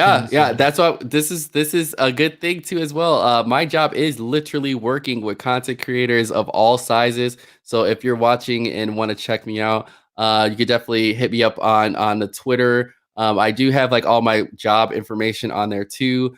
But basically what I do is I work with creators in creating content with them with the games that we help develop and publish and all that kind of stuff, and giving them opportunities with the games that we work with, which that can vary in all types of things. That's what's one of the beauties about Reverb is that we're a marketing agency for video games. So literally we can think of so many cool things that involve creators, which I'm super excited about. So if you do want to check us out or want to reach out to me, definitely go to my Twitter at iamBrandon TV on Twitter, and my email's on there. But we have a main portal of all of our games that you could check out and request keys for on reverbgames.io on there. And you can see what we currently have. So I am unofficially working on like 7 games, but officially I'm working on I think I could probably only talk about one. No, I probably could talk about, I think I could only talk about one right now that's like, okay, that's out there that I've been promoting. NDAs? No NDAs. It's just that like, it hasn't got to the point where it's like, okay, let's get creators involved. So the one game I definitely could talk about, which I've been super excited about since I like started interviewing for the job and that they told me about, it's a game called Skater XL, which is, it's a snowboarding, a skateboarding game, like in the realm of, if you play like Tony Hawk or Skate and all that kind of stuff. They have built this really awesome world in the skating world, and it's been out on PC for like an early access demo that they have. But a really cool thing about this game that happened was that they built this really awesome community of people who love skateboarding games, and then like created a really crazy world within itself. So it's like a community of like who have done like awesome mods and creative like content around it. So they have a huge community behind it. And so that game's gonna be coming out for PlayStation, Xbox, PC, and it just announced that it was coming for Switch, even though that was already out there. But they've been promoting the Switch version starting today, so you'll be seeing that on all platforms. But I will be working with creators to start doing some really cool activations with that, involving having y'all check out the game when it comes out and release. So if you do want to check that out, that's on reverbgames.io, and you can apply for the game there. You just sign in with your credentials. We'll check your Twitch or whatever platform you're on. And I haven't made like a criteria of like what we're looking for yet. Especially for this game, I think a lot of creators are going to be able to get to see it and get to check it out. So I am looking for people who are like, actively, being awesome content creators and who are showcasing games, and I'm really excited to start giving some opportunities to people who haven't been able to work with a game dev in this kind of way, by being that middleman for them to do that with. So yeah, and I got a lot of more exciting games coming out soon. We're working on some stuff. This is the one thing about this job. I already got pulled into 3 games this week, and I was like, "Oh, okay, all right." So this is why I said like the video game industry, we're doing good. So like it's good for me because I have work. So I'm able to continue doing what I'm doing and coming up with really cool opportunities. So yeah, the best way to reach out to me is check out Twitter or send me a work email. I do also have a contact sheet, which I gotta make sure I do that, but I'll probably post that in a few days. Okay. So if people want to contact me about specific games they want to check out, I've been trying to reach out and doing that way too. Okay. Yeah. Okay. So Kevin says he has a question for both of us. Oh. Well, drop your question, man. I guess in the interim of that question, when you coming out here to Hawaii when this whole thing clears up? I've been wanting to come out to Hawaii. I have a friend named Vaughn who's been trying to get me to go out there. And I've been saying, if he's going to pay for it, then I'll go out there. So if he pays for it, I may show up eventually. We'll see. Well, I would love to go to Hawaii because I would like to get away from the Chicago cold. So that would be great. Yeah. Well, I will say this: if you need a place to stay, man, you more than welcome in. I'm gonna hold you to it. I'm serious. I'm dead. All right. So people in the gaming industry. So my folks at Capcom, Bandai Namco, Square, whatnot, and the voice actors when they come out here, they stay at our place because we have a whole room set up. Like here's your room, here's your key. Okay. All right. I'm holding you to it. I'm gonna be like, I'm coming to Hawaii. Here I am. I'm here. I'm gonna be like, hey, I'm ready. So Kevin's question is, how do you think content creation will change in the next 5 years? Oh, that's a good question. Oh, that's a good question. I'll let you answer that one first. In the next 5 years, I think a lot of the stigma that's around content creation now, when people are like, "Oh, you're just playing game," I think people are going to change. Gone. It's going to be the next big thing, and I think right now it's kind of like think of like the gold rush when people were digging for gold, or when people were trying to be tycoons. This is the next thing. Yeah, it's entrepreneurship, and now everybody's home, so now this is the chance to get into it now. Exactly. Like if you really want to do it, now is the best time. Whether you're making let's plays or live streams or reviews or podcasts like this, people are wanting and needing to consume content. This is why I tell people, like, stop seeing your Twitch streamer, stop seeing your YouTuber. You are a content creator because you're creating content that people want to consume. And now that people are stuck at home, and even going forward, there's going to be apprehension with people going out. They're still going to be like, hey, it's going to be a while before anybody feels comfortable, like as if it was normal again, which I don't think it's going to be like that for a while. Yeah, it's going to be a good while. Yeah. But what do you think? I was talking about this last year, and well, was this last year? I was thinking, obviously, content creation is not going anywhere. I think now creators are realizing their power and what power they do have as a creator, and being more vocal about like what their needs are. So like our conversation about companies who are like just giving links to things and not giving product out to creators and expecting them to promote it. I think that's going to stop happening pretty soon, because the fact that people should know what they deserve to have.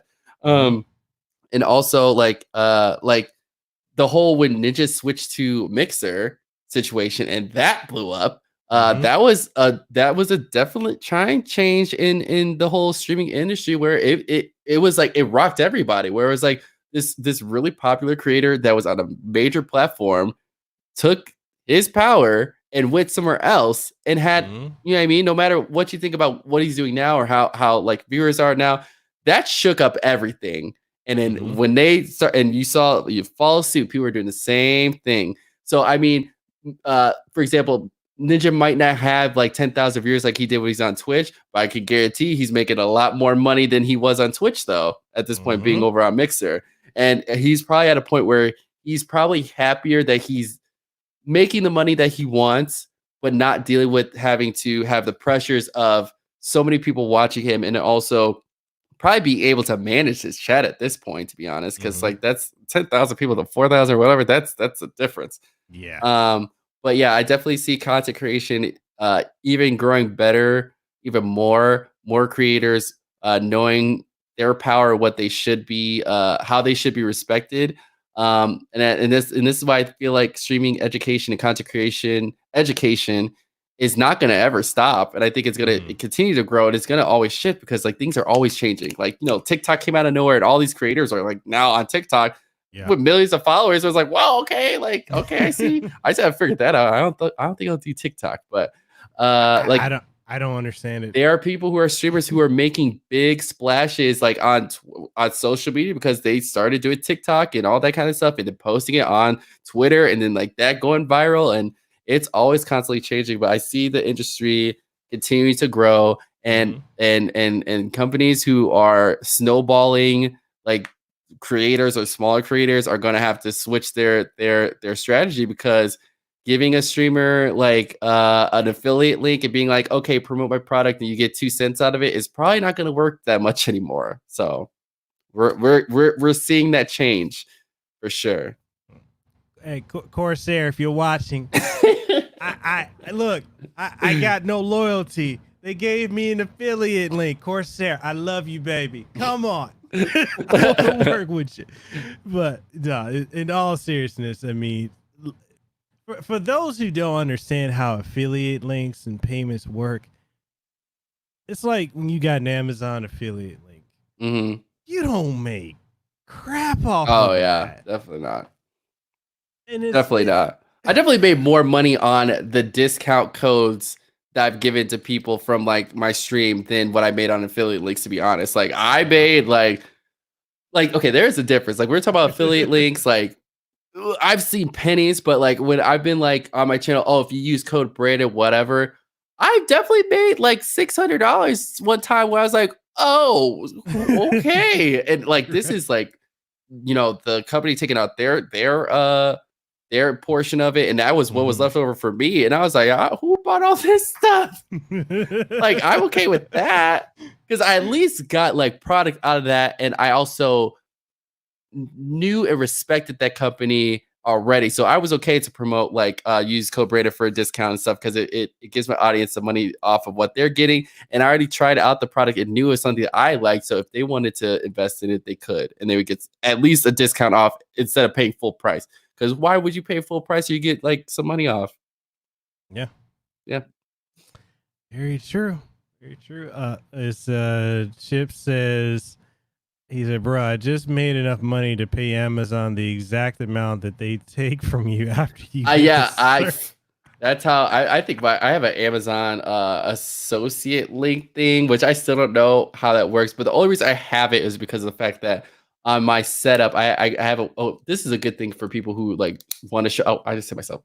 I want to showcase their setups and stuff to people. There's a website called kit.co.